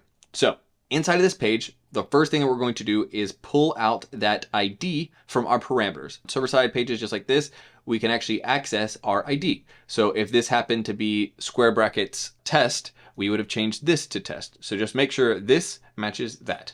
All right, so what we're gonna do once we have that ID is we need to go off and actually make a new query that we're going to do in just a second. And we're going to say, all right, I would like to get the video with all of its comments. So how do we do this? Well, in our case, we're gonna head back over to our queries and we're gonna make a new one. So this one's gonna be a little bit more complicated because we're actually going to be doing almost two calls in one. So let me walk you through exactly what I'm talking about. And first, let's go ahead and import all of the missing schemas and add in and. Oops, let's see, and should be up here. Great. All right, so let's hop back. So what are we trying to do? Well, in our case, we're trying to get a video with all of its comments. That's what we're shooting for. So you can see, yeah, that's exactly what we're trying to return. We're trying to return a JSON object that has a video and a comment, and it's gonna be a list. So what are we gonna do? Well, we're going to make sure that the current user is logged in. If they are, we want to grab the video that matches the ID that we pass in. So you can see we're passing in the video ID to this function. So hey, please go get me the video that has this video ID and belongs to this user. This makes sure people can't accidentally grab other people's videos. If there aren't any videos, we're just gonna return null because, you know, there's no comments to go off and scrape. If there is a actual object that we get back, we know that we can go ahead and pull out the first element. The reason why, whenever you do a select query to a database, you're going to get back an array, even if there's only one item. So that's why we just go ahead and just by default grab the only item in that array. Then what we're going to do next is we're going to go, okay, cool. Now that I have this video, I also want to go off and scrape and pull down all of the comments from our database. So same thing. From our video comments table, I want to grab all the video comments where the video ID matches the video ID I passed in.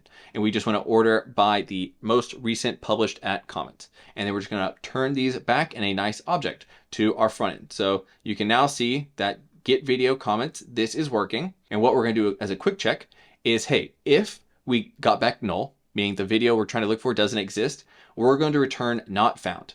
Not found is a special function inside of Next.js that will go ahead and show like a 404 page saying like, hey, the resource you're trying to access does not exist. All right, outside of that, if it does work, we're going to destructure our result and pull out video and comment, and we're going to pass this over to our video detail component that we're going to work on building together right now.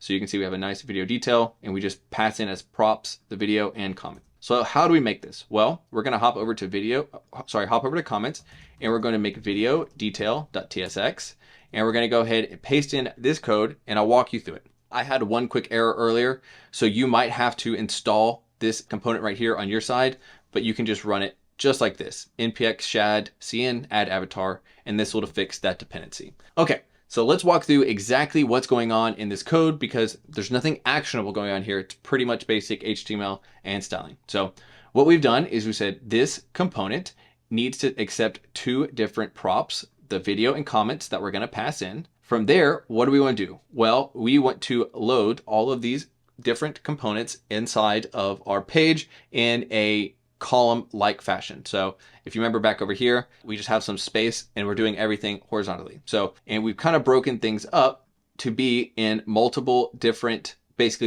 sections. So this first section, this is going to be our top part where we have the title and the thumbnail.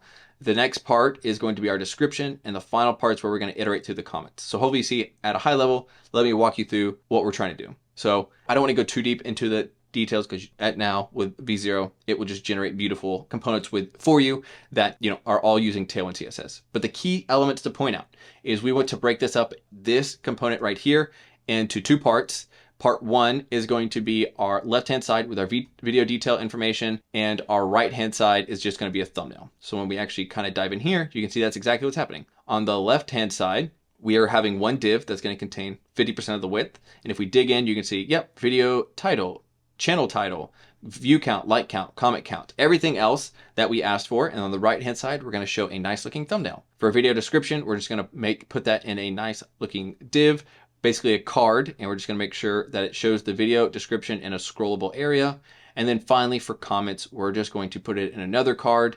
If there aren't comments, we're just going to say, hey, couldn't find anything yet. If there are comments, what we're going to do is sort our comments so that they show by most recent. And then we're just going to, for each comment, we're just going to load a component that basically shows the avatar of the person who made it. So, and then the other option is we're going to go ahead and show the text of the comment right here and some additional information. So this one's pretty straightforward, and you can actually see when we hop back over to our application now, and we need to update our imports. So we'll go ahead and close out of that, try importing again, and then import, import. Then now when we hop back over to our application, looks good, refresh, you can see, ta-da, we can now see our CrewAI flows, and we can actually go look at another video too, and you see that it works beautifully. All right, cool. Well, we have now officially set up our video detail and video list page. So now we're gonna move over to working on the ideas page, and this is our last page that we're going to be working on together before we go off and start building our crew.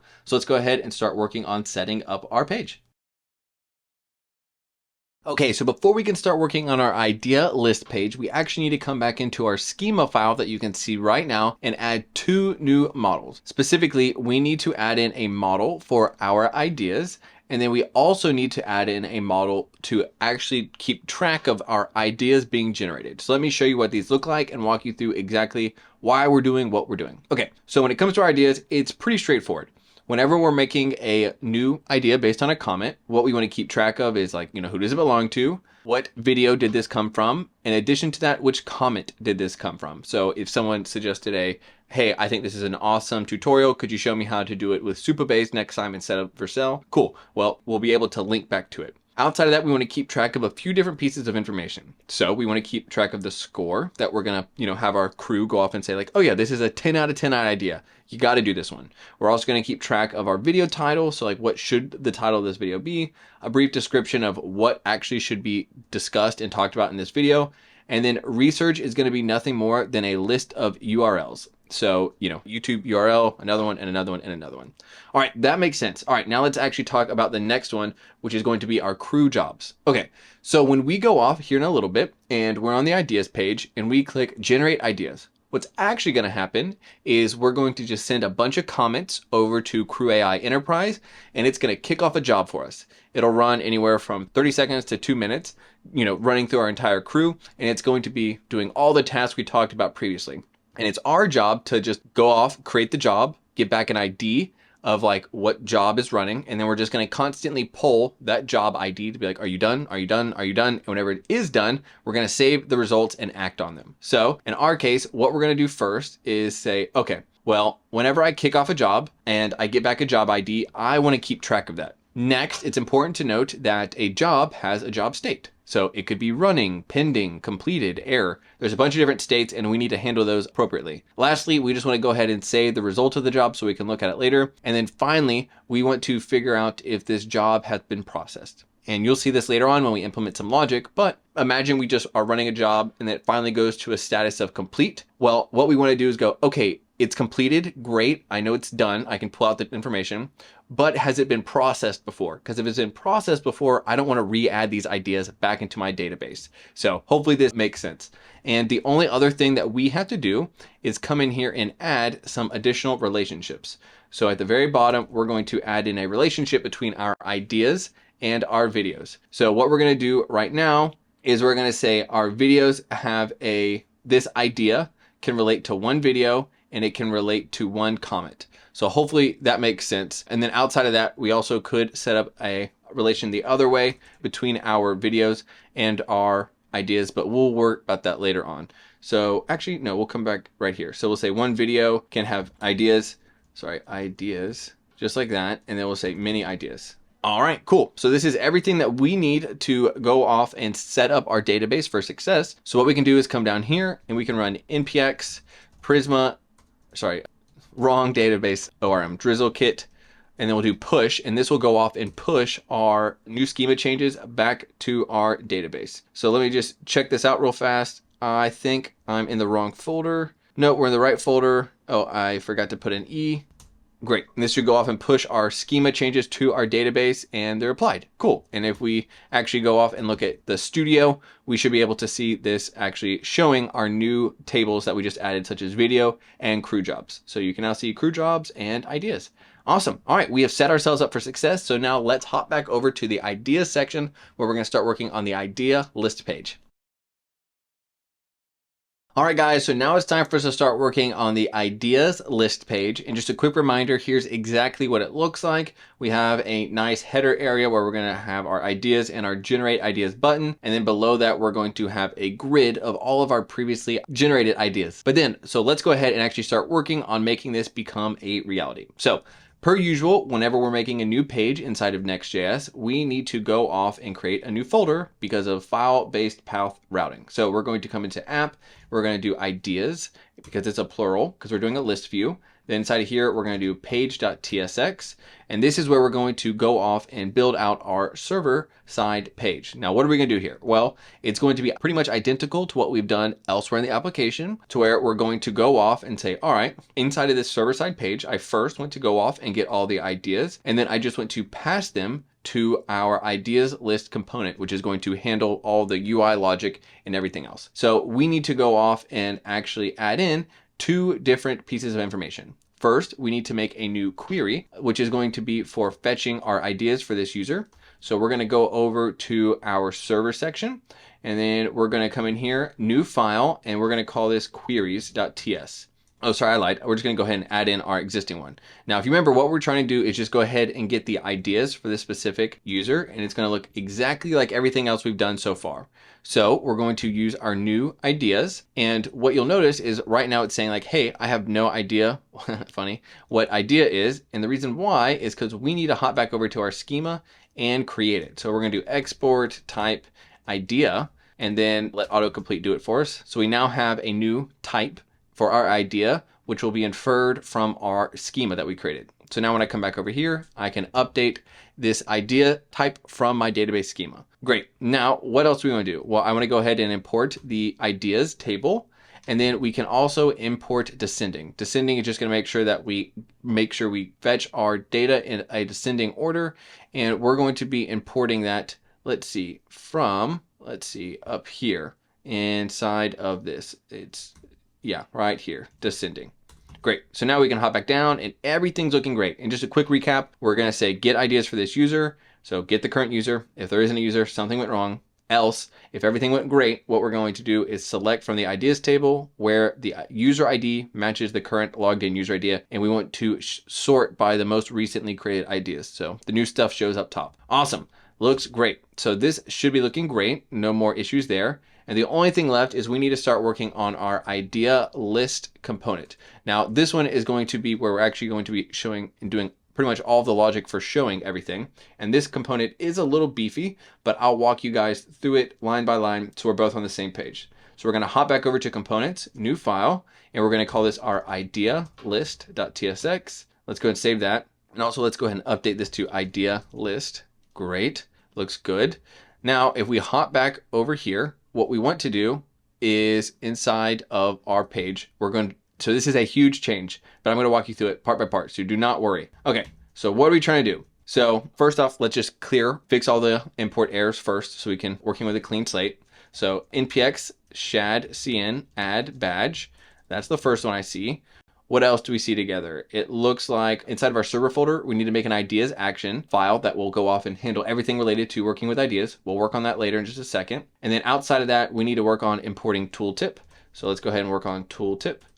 And then once that's set up, I think the rest is good to go. Okay, so what I want to do real fast, let's go ahead and fix our imports. Everything's looking good. Everything's looking good. Okay, so the only thing that's not good right now is working with the actual act of generating and fetching our ideas. That's what's missing right now. But before we go off and create those, I think it would be super helpful to just walk you through what this file does at a high level, because there's quite a few things going on. And once we understand what we're trying to build, we'll work backwards and go off and create those server actions, which are going to directly interface over with CrewAI. Okay.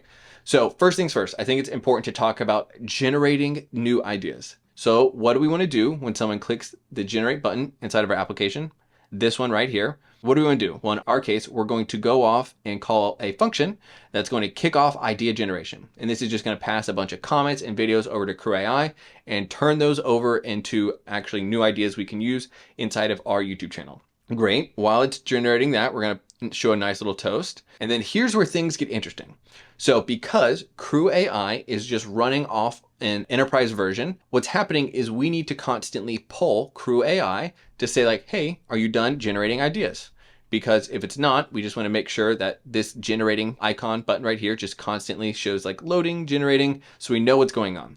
So here's how it's not the most effective, but it's the simplest way to go about doing this.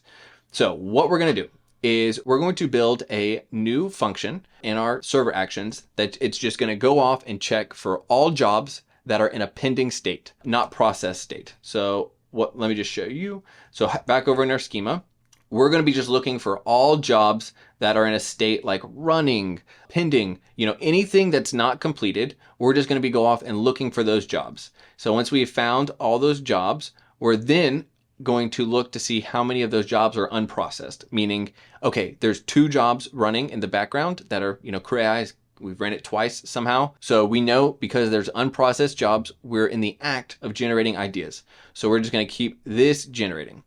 All right. Then what we're going to do is whenever we have finished processing jobs, so what's happening here, it's like we have to have and like we're getting in the weeds. So like this is just common software pattern. But basically what we're doing is like, how do we know when we're done?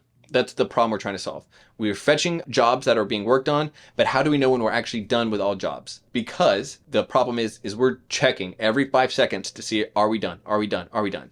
Well, the way we tell if we're done is by going off and saying, okay, in my previous cycle, I had jobs. In my current cycle, I don't have jobs. So because I used to have them and now I don't, I know for a confidence that they just finished because the jobs were running and now they're not. So that's how I know the jobs are in a state of they are done and I can show this toast. So ta-da! Not only are we going to show that, hey, your jobs are done, we're also going to go off and add another function that's just going to make a new call to our database and just grab all those ideas. So there's two things going on here. We're constantly checking our CrewAI jobs, these right here, and we're saying like, hey, are you done? Are you done? Are you running? Oh, there's one of you running. Okay, cool. I'm just going to keep checking. You're still running. You're still running. You're still running. And then finally, whenever we get to a state where they're not running, we're going to go, okay, cool. It looks like you're all done. There's no more jobs running. I previously saw that you were running and I see that you're not right now, which means you must have just finished generating ideas. And I'm going to go fetch all the new ideas you just grabbed and save them and show them to the user. Okay, so hopefully that makes sense. And outside of that, that's the big polling of just checking for job statuses and grabbing jobs that were just generated. Outside of that, all we want to do is make sure that whenever we do get ideas, we just want to get all the details for those ideas. So what I mean by that is whenever we're going off and fetching ideas from our database, you'll notice that an idea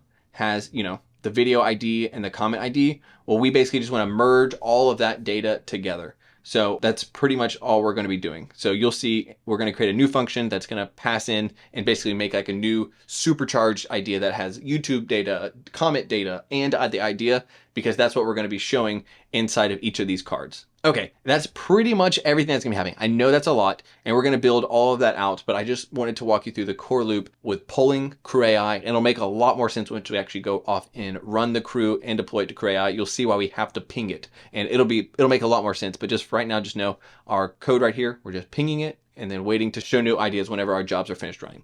All right, let's walk through some of the HTML super fast so we can be on the same page. All right, if there are no ideas inside of our application, we just want to say, all right, cool. To get started, just go ahead and click the generate button. So that's all we're doing. If there's no ideas, if the user's never used that before, they need to click that generating button. Then if the user has generated ideas in the past, we just want to show that nice header that you saw earlier right here. And outside of that, we just want to iterate through each one of our ideas and render them in a grid.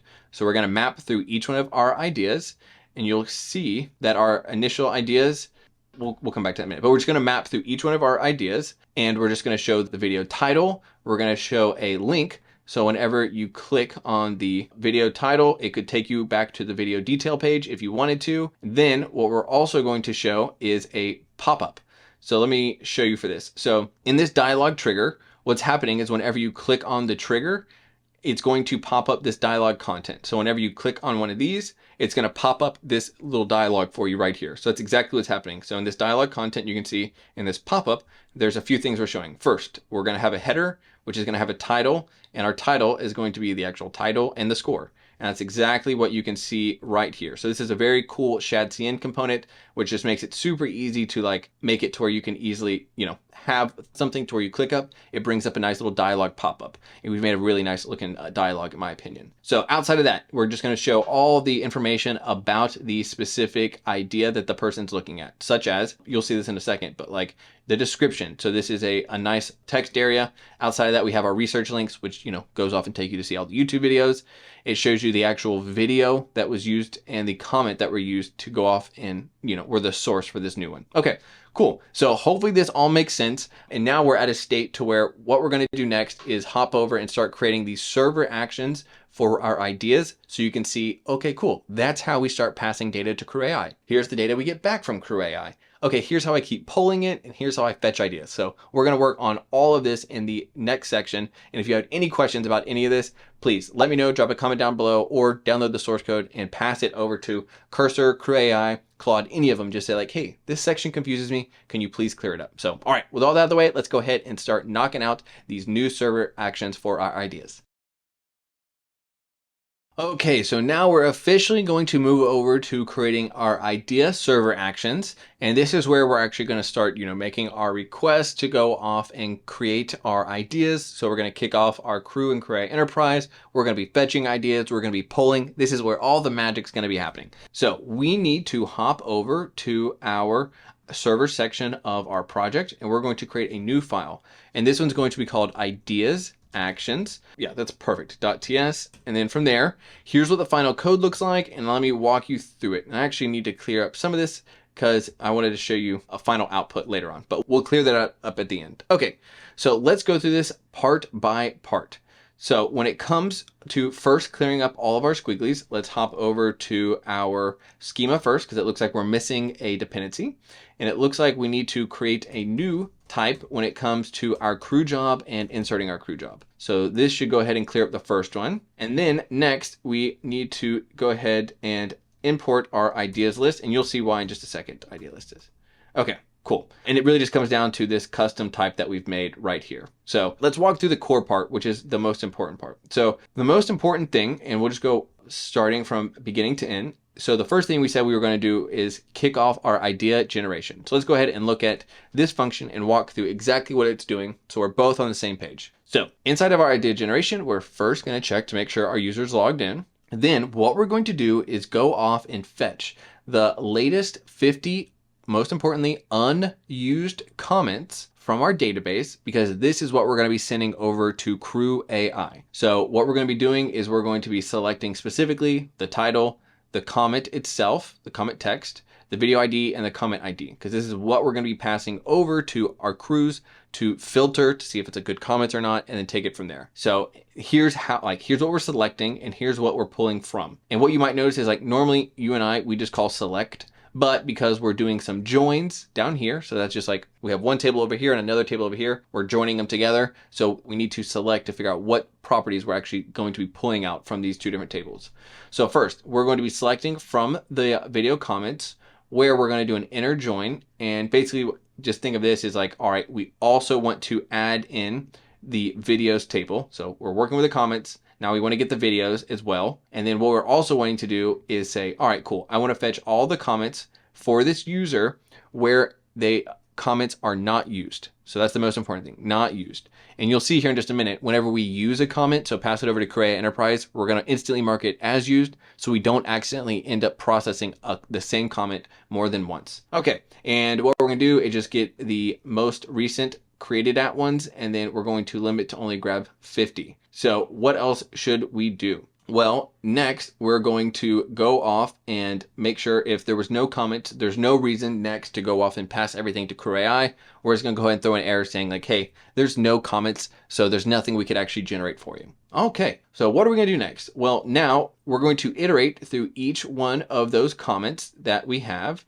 and we're going to put them inside of basically put them over. We actually don't even might need this anymore. Initially, when we had other information, we needed this. Let me just make sure.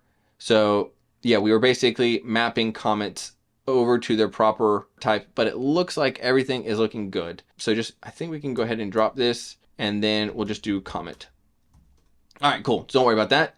All right, so what are we gonna do next? Well, we're going to say, all right, this comment string, basically whenever we're working with CrewAI, we can only pass a certain information. So in our case, just to simplify everything, we're just going to pass everything and convert it to a string. So we're going to call JSON stringify, and this will convert basically all of this over into a text string.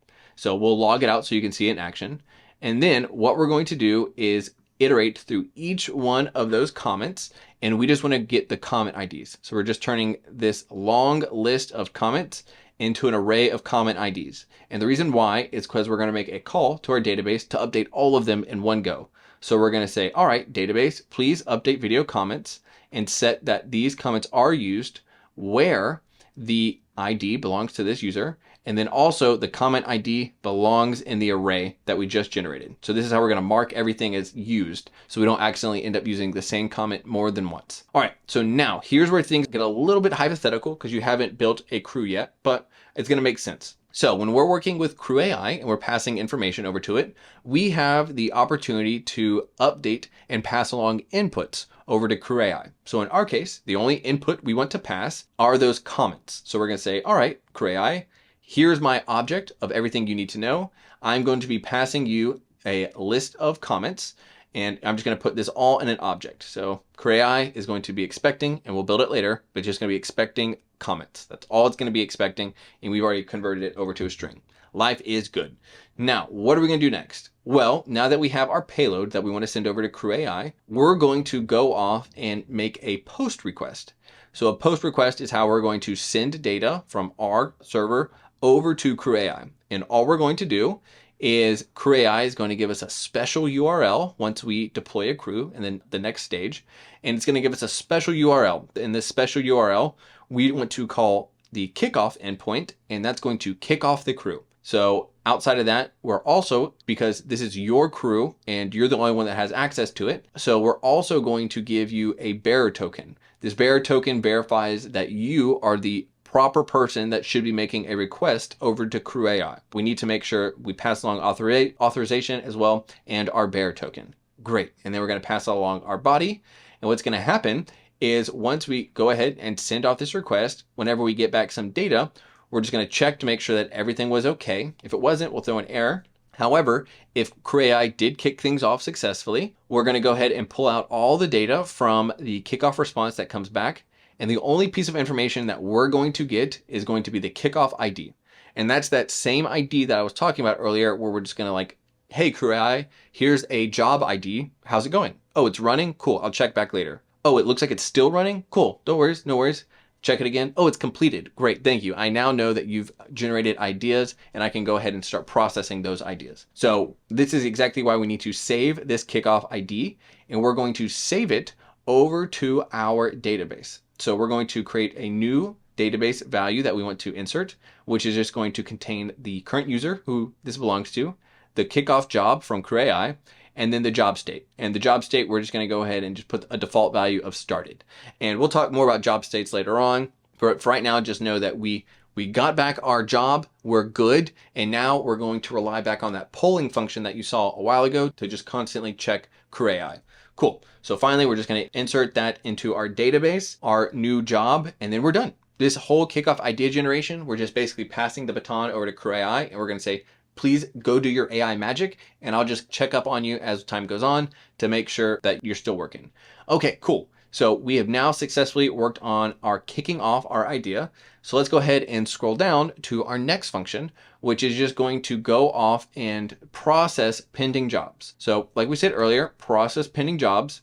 This is where all we wanted to do, and I'll walk you through this line by line, but first things first, we just want to figure out what are all the jobs that are actively running and have not been processed. So what jobs are running, started, or in the pending state. So these are all, active states that are where the crew's taking action. So we want to, from our database, grab all crew jobs for this user that have not been processed and are currently taking action right now. They're being run over in CrewAI. If there's no pending jobs, we'll just stop because, hey, there's no additional reason to keep checking CrewAI. There's nothing being worked on. Now, if there are jobs that are currently running, you and I will be only kicking off one job. However, there is a world to where you could kick off like 3 in parallel just because a crew can only take in so much information. So if you wanted to get fancy, you could like say, here's 100 comments in this kickoff, here's another over here and another 100, and you could kick off 3 parallel jobs. Or, you could do whatever you'd like, but these are just options. So what are we gonna do? Well, so for each pending job, what we wanna do is first check its status. And this is where we're gonna talk about a new endpoint from CrewAI. So in this new endpoint, we're still going to be using that special CrewAI URL that will be generated later on. And we're just going to make a GET request over to the status endpoint. And then we're going to also pass along our job ID. So it's going to look like, CrewAI /status/123, because 123 is our kickoff job ID. And we're just going to continually check that endpoint for statuses like, did you do it? Are you working? Are you still running? And we're just going to keep checking this endpoint. So what are we going to expect to get back? Well, if things don't go great, we'll just throw an error. So our front end code can say, hey, something went wrong. However, if things did go well, we're going to pull out our state. And our state is where we're going to be able to see like, oh, you're actively running or you're actively done. So you're in the complete state. So we're going to pull out the state. We're going to update it in our database because, as you saw, we're constantly checking for the state of jobs. So we need to, make sure that our database matches what's going on in CrewAI. And then from there, we're going to do some conditional logic. So if the job state is a success, that means the crew is done. Things went great. And if so, what we can do is we can actually start pulling out the job results. So in our case, this is what I want to show you earlier on. This is exactly what you would expect to see in a response. So you could see the state, status, these are just comments. We're not going to worry about those. And the final thing is the result. In our case, the result, what we're going to be building later on is just a really nice, well-formatted object that's going to include the idea score, idea title, description, video ID, and research about other videos in the same area. So that's exactly what we're going to be getting back. And this is what we need to start taking action on. So let's scroll back up to where we were right here. So we're going to pull out the job result that has our newly generated ideas. And we're going to go, okay, cool. So you have raw results that you have made. And I need to start iterating through each one of those Python generated types and convert them back over to Typescript. So that's why you'll see we're mapping through each of the raw ideas we get back from Python. And we're mapping them over to a new idea object that we can insert into our database. So you're going to say, all right, for this new idea, here's the user ID, here's the video that this stemmed from, as well as the comment ID that this stemmed from. Here's the score of the new idea. Here's the title of the new idea. Here is the description and research and everything else that we need. So we're just kind of mapping through all the objects and mapping them over. And we could probably be a little bit more specific. So that should be video title. And let's just make sure that's exactly what's in our schema right here for over here. Yeah, so that was a mistake on my side. But yeah, so score should have followed this type of casing. Okay, cool. So everything else is looking great. Now what we can do is say, all right, this idea is ready to be processed. Go ahead and insert it into our database. Then what we also want to do is, just in case something went wrong, we're also going to update our comments once more to just, and we don't even have to do this. This is just in case something went wrong. We're going to update if these comments were ever used. We just want to mark them as, yes, they were used. So but we already did this. So it is totally fine if you just want to drop this. There's no reason to do it twice. I was just testing stuff. Okay, cool. So what have we just done? As a quick recap, every time we are working in a loop, first thing we're going to do is process jobs to figure out if jobs are running. Great. If something just completed, what we'll do is go, okay, cool. Something just finished. I'm going to save and process. That's the keyword, process all those newly finished results and save those new ideas to our database. Now here's where the loop, updating the UI comes in. So we're going to hop over to the check for unprocessed jobs function. And all we're going to be doing in here is we're going to make a request to make sure our user is authenticated. And all we're going to do is look at our database and say, all right, CrewAI jobs, are any of these jobs running and not processed? If so, I know I need to update the UI for the user to say, hey, things are generating, just stay patient, things are coming. Okay, hopefully that makes sense. Now, what else is there to look at? So back down here, what we can do is, yeah, I think that was the last major status check. And the only other thing that there is to do is in that one case to where we were processing a job and now we just finished it. So there's no more jobs worked on to where we know, hey, things are great. We're going to do a final get new ideas check. And what this will do is where we're actually just going to make a quick check inside of our database. Let's say get ideas. Let's see, get new ideas, sorry. And this is where we're just going to make a new request to our database to grab all ideas. So most basic query you've seen all night. So for the logged in user, grab all of their ideas and show the newest ones first. Okay, awesome. So that's the last major call that we've talked about in that interval. The final other thing that I want to show you guys is the get idea detail function. And what this function is going to do is just show you how we can go off and kind of combine and build like a super object that contains all the information about our idea, video, and comment. So in this function, what are we trying to do? Well, we are trying to return this idea details object, which includes the video title and comment text. So it's what we want to show to our user. So just a custom type. So for the user that's logged in, please go off and make a request to the database to select, I only want to get the video title from the videos database. And then when it comes to the comments, I only want to get the comment from the comments table. So we're just kind of, get the video name. So this is, if you look at it, all it is a title. And then this comment, if you look at it, all it is the comment text. And then we're just going to make a new object that contains the video title and the video comment text. So that is what will pop up down here, and we're actually going to use this inside of our application in multiple places. So this is where we're actually going to be our idea details. We're going to be showing, this is how we're going to be like checking for video detail ideas. Okay, now the only other thing that we have to do is, this is pretty much everything that we need to do in order to go ahead and show all of our ideas inside of our application. And now we're pretty much set up for success to go off and start working with CrewAI, because now it's time for us to go off and say, all right, well, whenever you do click generate, I want you to go off and actually, start kicking off the crew. Okay, so let's go ahead and we're going to enter phase 3. And this is where we're going to strictly build out the crew step by step, spend a lot more time here talking about the crew, walking you part by part. And then we're going to hop over to deploying it to CrewAI Enterprise. And then we are going to be golden. So let's go ahead and start phase number 3. All right, guys, so now it's time for us to dive deep into setting up CrewAI and eventually deploying it over to CrewAI Enterprise. And this will be super straightforward, but we're going to take this part by part. So the first thing that we need to do is just set up a general environment on our computer where we're going to install CrewAI. Specifically, we're going to install CrewAI to get access to the CrewAI CLI. And all that means is we're going to get the command line interface. And what that's going to allow us to do is go off and create crews and do a lot of things that just make our lives super easy. So first thing that you want to do is come in here and follow these instructions in the README. So you can see there's a few different ways to set up an environment. You can do a Conda environment, or you can do a virtual environment. Whatever your preferred method is, go ahead and go down that route. But what I want to do is I'm going to go down the Conda route first. So go ahead, open it up, and then you're going to create a new Conda environment. So let's CD back a little bit, open up, make some more space. And we're just going to go ahead and paste in this command right here. So we're going to make in Conda, create a new environment with the name CrewAI Dev. And I'm just going to call this Python, and this is going to use Python version 3.12. Now this will go off and just strictly create the environment. It's not going to do anything yet with CrewAI. So we're going to give it a few seconds to go off and install everything. And it's going to ask us, do you want to proceed installing? Yes, things are going to be good. Then what we're going to do next is give it a few seconds to install, and then we're going to go off and activate our environment. So you can see it gave us this command right here to activate CrewAI Dev. Awesome. Now, what are we going to do next? Well, now we can go off and install CrewAI inside of our environment. And you can notice now that I'm in the CrewAI Dev.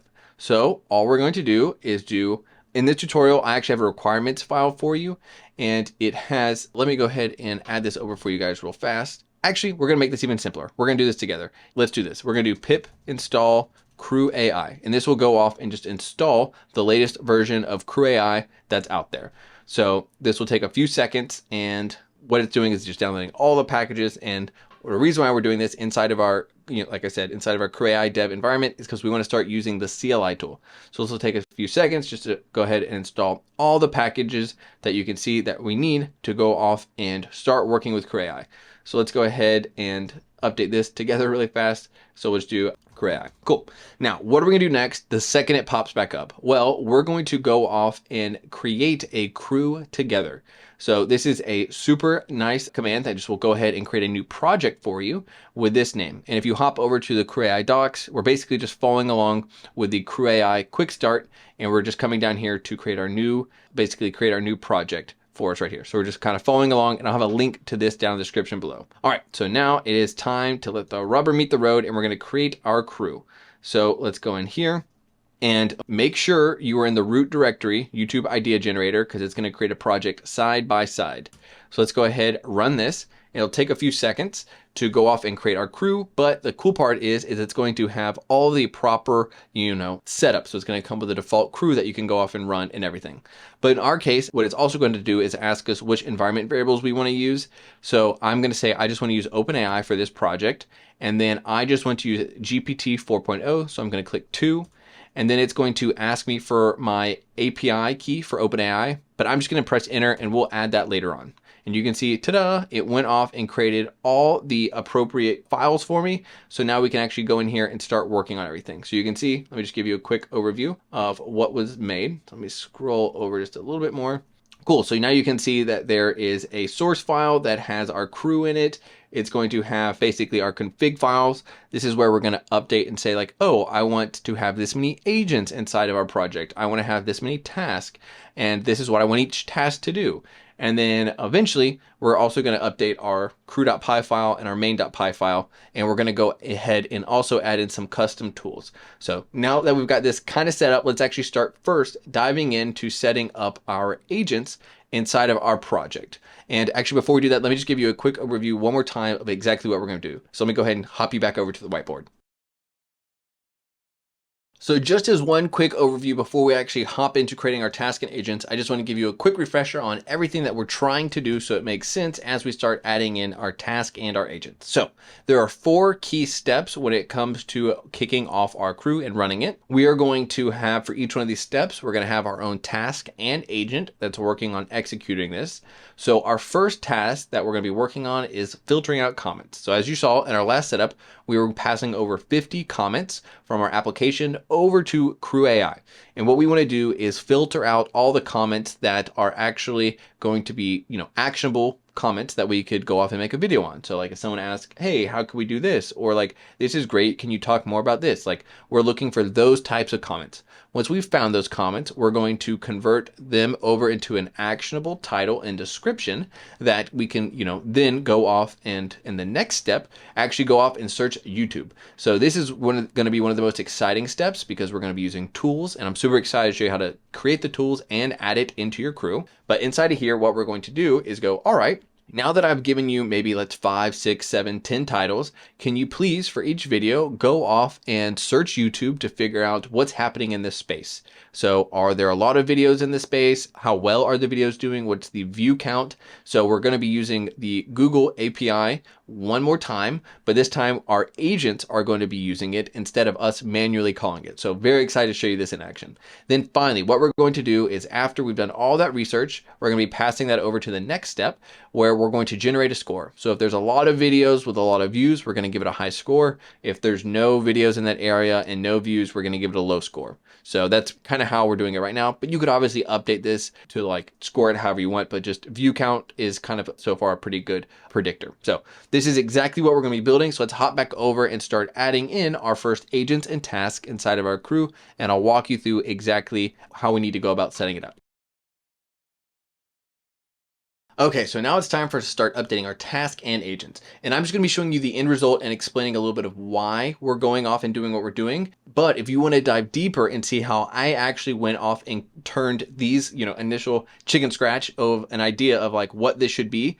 So, these initial ideas of just like, oh, do A, B, C, and D, and how I iteratively created the crew, how I make these literally, it's my day job. So how I go off and, avoid common pitfalls, how I get results faster. If you want to see exactly step by step how I created this crew from scratch and share everything with you guys, actually as a second part of this course over in the AI Developer Accelerator Pro community, I have a mini module that's going to show you exactly how I built this crew from scratch. So how I used a specific GPT to create it, how I prepared the crew, how I go over one of my favorite techniques called the Modal analysis for generating crews, and then how I built the tool from scratch and everything else. I walk you through step by step exactly how I go from an idea to a runnable crew, which I think is one of the most important skills that you can have when building out AI agents, because this is a future. So I walk you through everything in here, and I also have a few other quick shout outs. I have a few other modules coming in here, such as connecting to Stripe,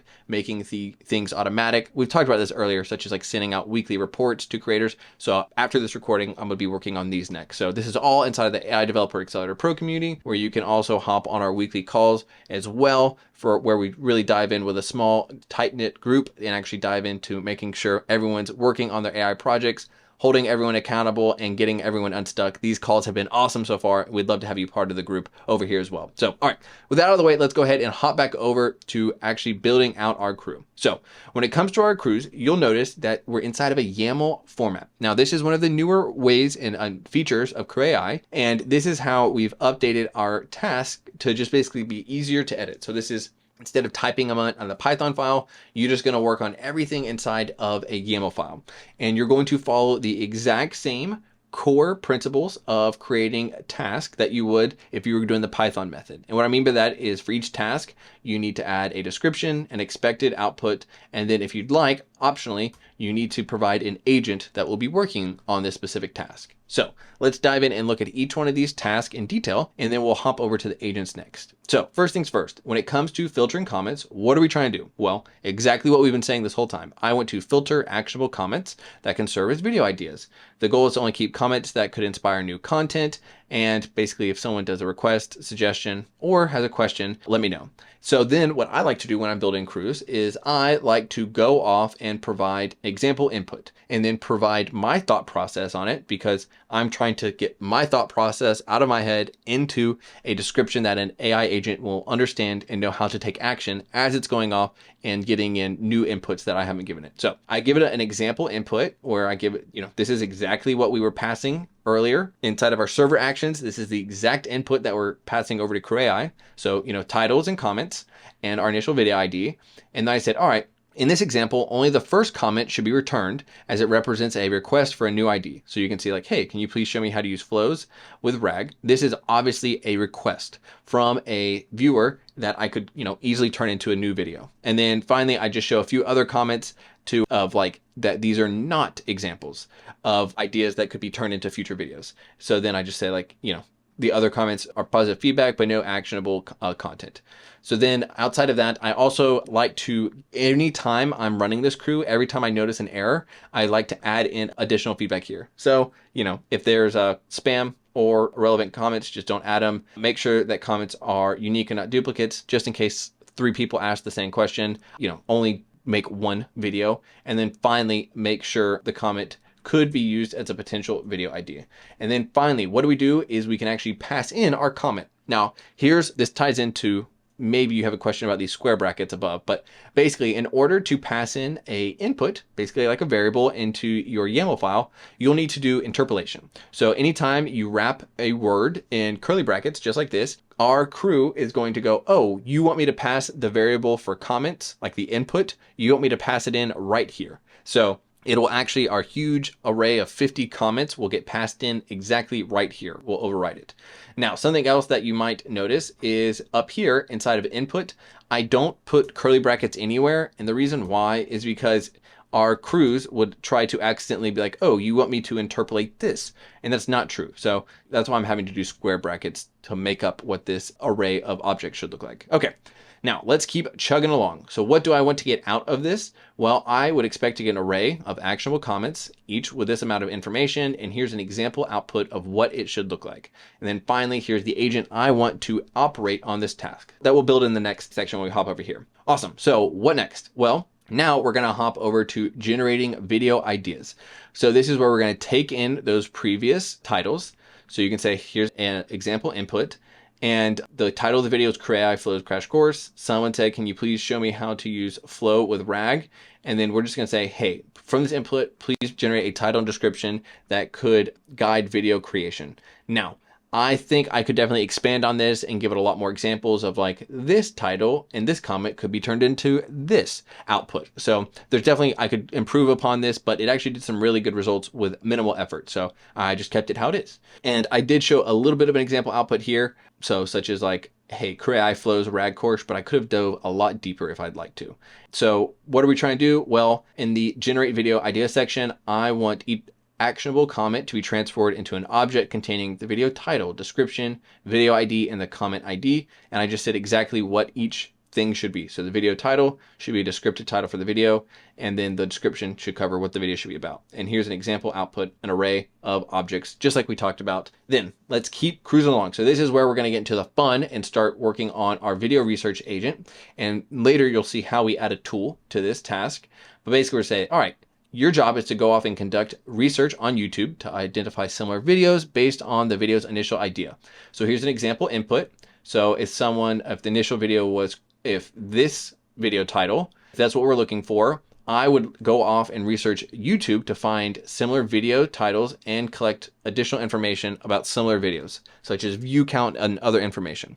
Then after I'm done running this task, for each video that we researched, you should return an array with the following content: the title of the video, the URL of the video that you just found, and the view count of that video. And this is all going to come back from our tool that we're going to build, because by default, agents do not have access to go off and scrape YouTube. So here's an example output of what I would like to see. So I'd like an array of objects, and I would like to see the video title. I'd like to see the description. I'd like to see the video ID and the comment ID. So this is all pretty much the same information that we passed in, but now here's the new part where we added in research. So, go off and it found this video, and with this title, here's the URL of that video, and here's the view count. So that's exactly how we're going to get that one set up. And the final task is going to be, how do we score ideas? And this part, what we're going to do is just like, hey, give me a number between 1 and 10. If it's a 1, not many people like it. If a lot of people have watched the video, it should receive a higher score.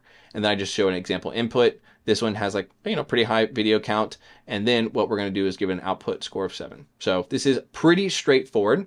And now that we've gone through task, let's quickly hop over to agents. And I'm going a little fast, but you can always download this, so you can just copy and paste my agents and task in here as well to get your crew up and running. So let me go ahead and show you what agents look like. These are much more simple. So these must have a role, goal, and backstory. And what you'll notice is pretty much you're building these out. They're going to be kind of similar to your agents, your task. So you can see our filter comment task has a comment filter agent.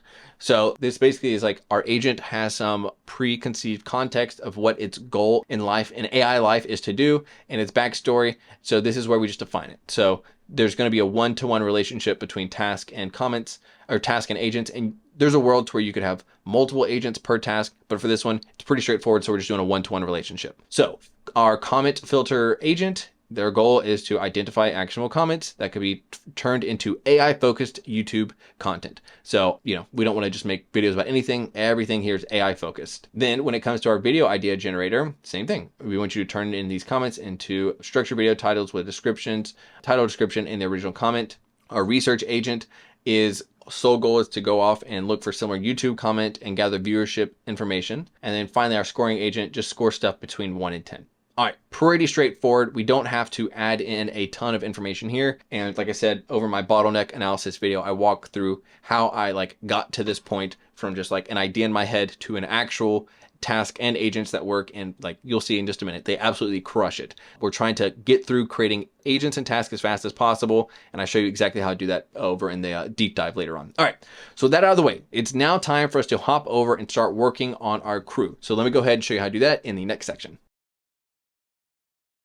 All right, guys, welcome to our Crew.py file. And what we're going to do is update our crew to actually point to our configuration files that we set up earlier. So let me show you exactly what we need to do. First, we're going to drop all of the existing agents and tasks that were set up for just the default configuration. We're going to clean up some comments real fast so it's nice and clean.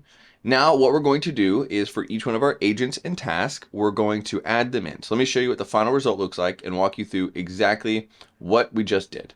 All right, so in order to add an agent to your crew in the new project version of CrewAI, what you need to do is you need to add a decorator to a function that creates your agent. So this whole function right here, all it does is you can see it basically creates an agent. And then you say, well, what configuration do I want to point to?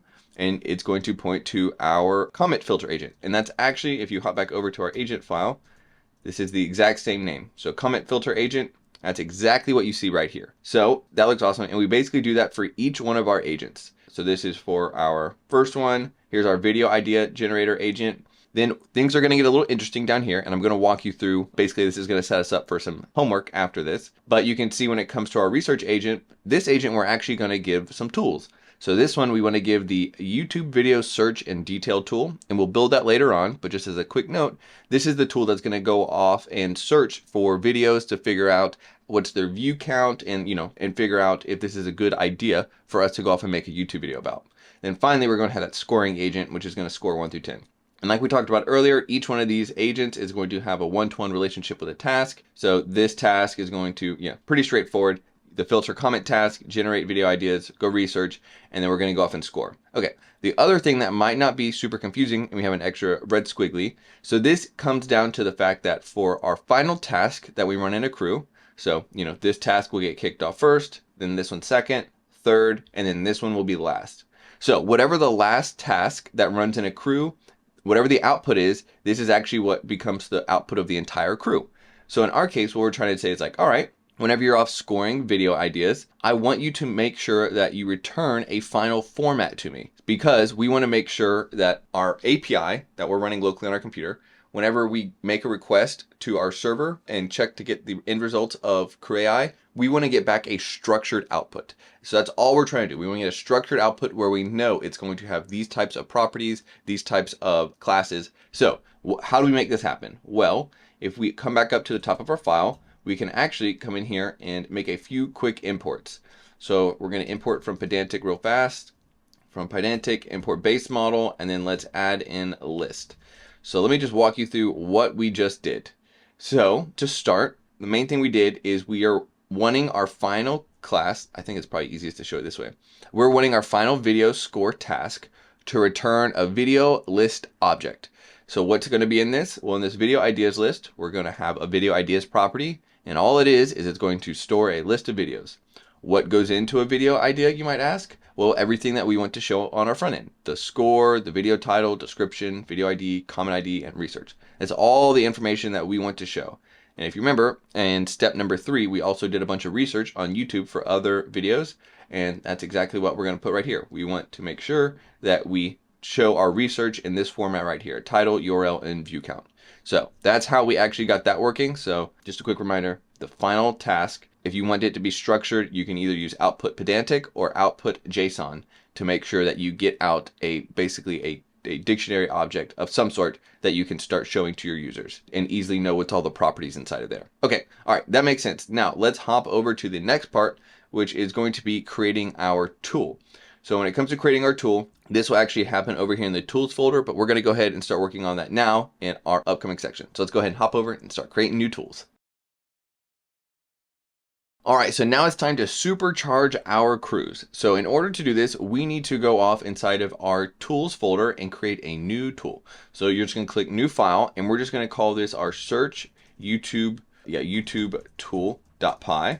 And then inside of here, what we're basically going to be doing, just so you can refer later on, we're basically going to be following the CrewAI documents for creating a tools, and then just adding in some additional pieces of information to get it up and running fully. So just always look out how to, in the tools section of the CrewAI docs, we're going to be using the base tool method. So let me go ahead and show you what the end part looks like and call out a few of the important things that are going on. And I'll show you from the simplified version first, and then we'll hop back over. So whenever you're building a custom tool inside of CrewAI, what you can do is basically inherit from the base tool class. Now, what this will do is basically these tools are just set up to work directly with CrewAI, and there's a few properties that you can pass on your class that we need to know for the sake of the agent. And then also there's a certain function you need to run. So let me walk through this. In a base custom tool, what we need to pass in is a name of the tool. So usually the simpler the better, because agents have to call this name. So for example, basically in a certain part of the crew run lifecycle, it's going to look at like, hey, what are my available tools? What's the name of them and what do they do? And that's where the crew is actually going to pick like, oh, I need to search YouTube. Oh, I have a YouTube search tool. This makes my life so much easier. So that's exactly what's going to happen. So inside a crew, it's going to look to say like, okay, the name of my tool is search YouTube. All right, that's pretty straightforward. And what does it specifically do? Oh, it does this. The description tells me exactly what this tool does. And the agent will go, yeah, that's exactly what I need to do. I'm going to call this function. Then outside of that, the only thing that's going to happen else is there's a private function that's going to run, and this is actually what gets called. So this is where you're going to put all of your logic. So this hopefully makes sense. Now there is something else that we can do inside of our crews to make them even more responsive. So what I mean by this is we can go off and pass in an argument schema. So let me walk you through what this means. So we're basically going to say this tool needs to be passed certain arguments. Specifically, we need to pass in the YouTube video search and detail tool input. And all it is just two different properties. The first one's gonna be the keyword. This is what you want to go search on YouTube. And the next one is the max results. By default, we're gonna say 3, but we're gonna let the agent pick if it needs more for whatever reason. And then outside of that, what we can do is also create a return type. So we can say, not only do we know when we're going off and running this function, we can also go ahead and create some other return types to make things a little bit more type safe. So in our case, what we're going to do is go off and fetch video details and sync them. And so basically we're just going to end up returning a list of video details. So this is pretty much exactly what we wanted earlier: title, view count, and URL.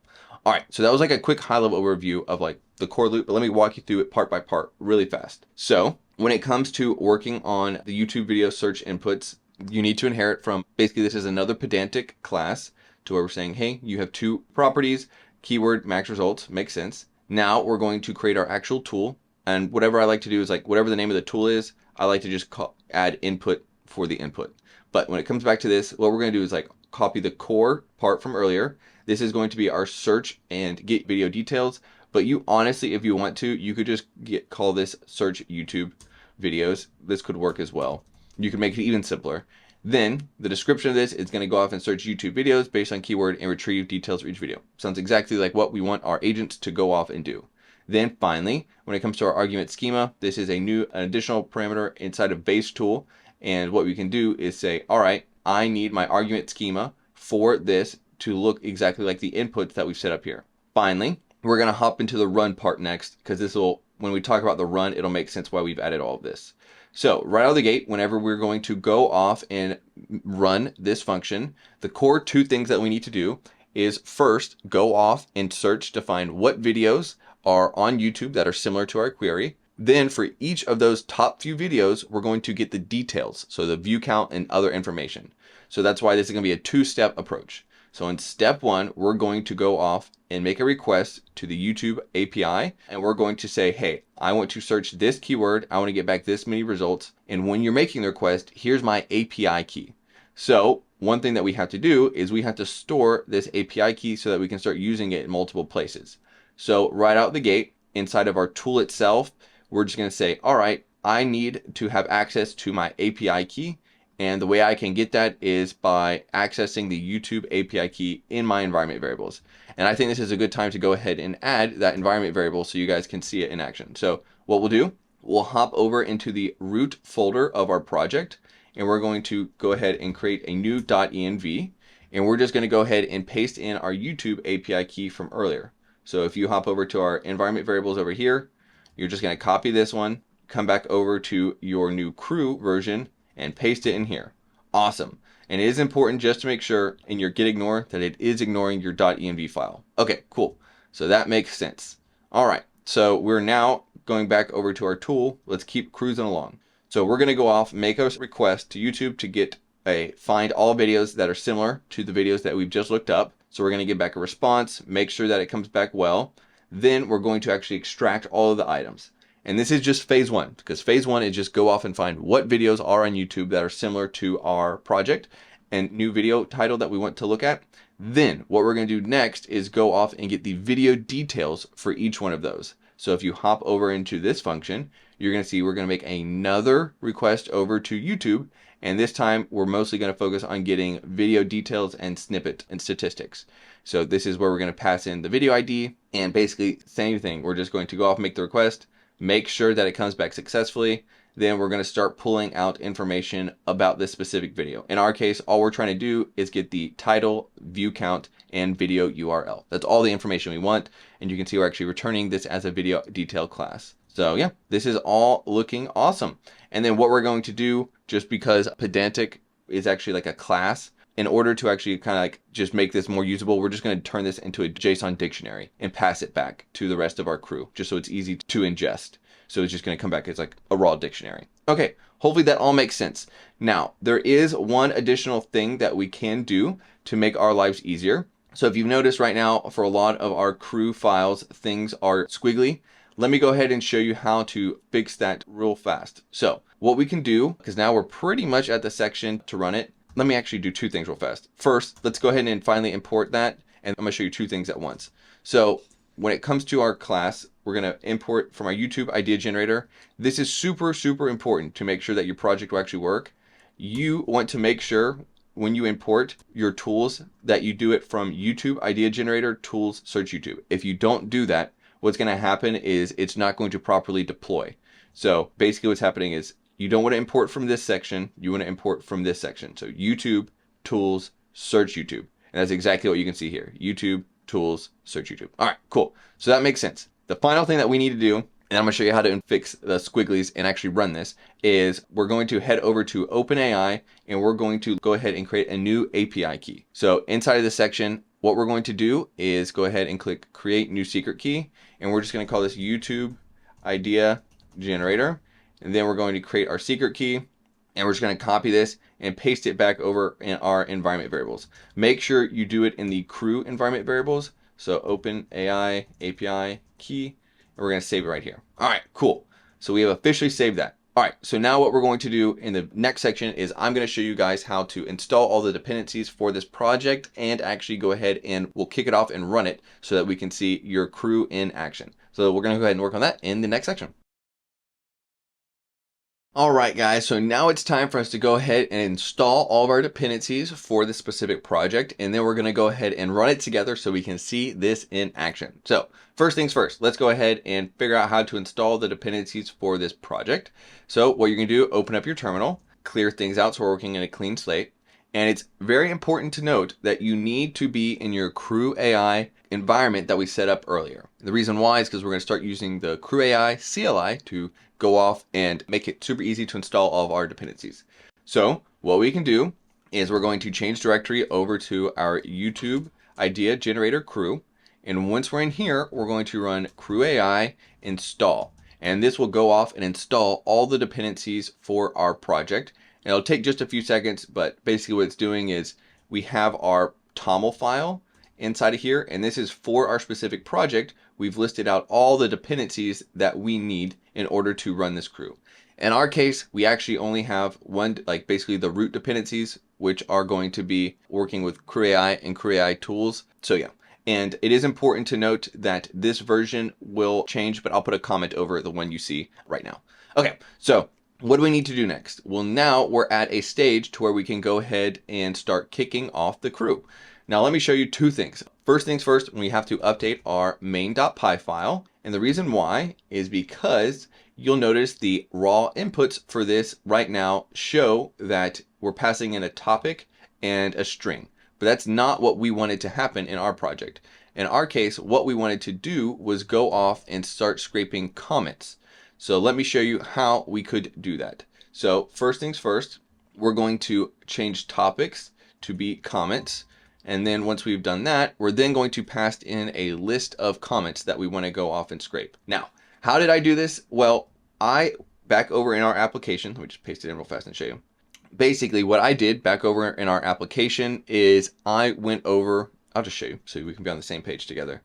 So let's try and go to local.drizzle. I think this still might be running. Okay, it's not. Let's kick it off. I just want to show you guys everything so that we're on the same page. So if you're on your own, you can do the same thing. So we'll CD over to our YouTube idea generator NextJS project, and then we'll kick off Drizzle kit real fast. So npx Drizzle kit studio. This will kick off our database. Great, come back over here. So basically what I did, you can see right now, we do already have a bunch of videos and comments in here. Cool. So what I did is I hopped back over to our application once I knew that there was data saved, and then I went over to the generate idea. Let's see, the idea actions server, and I basically just made a new dummy function in here. Yeah, I just made a new dummy function in here, and I basically said like, hey, please go scrape, I told Cursor, please go scrape the latest 50 comments and generate basically a new text string that has everything that we were going to pass to CrewAI right over here. Like I basically just went ahead and printed this section right here.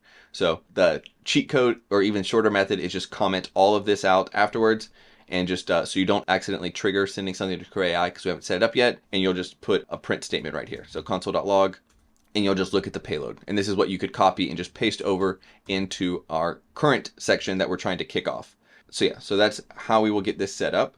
So back over here, you can now see our inputs now have comments, and it has exactly what we want. A video title. It has a comment that we actually want to look at, the video ID, and it also has the comment ID. This is everything that we wanted to pass off and have our crew start filtering, searching, everything that we want. All right, this is looking awesome. All right, so now we can save it, and we can now start going over to the next step, which would be calling CrewAI run. Now, before we do that, I think it is super important to go ahead and show you guys how we can get rid of some of these yellow squigglies. And you might be wondering like, what the heck are they in the first place?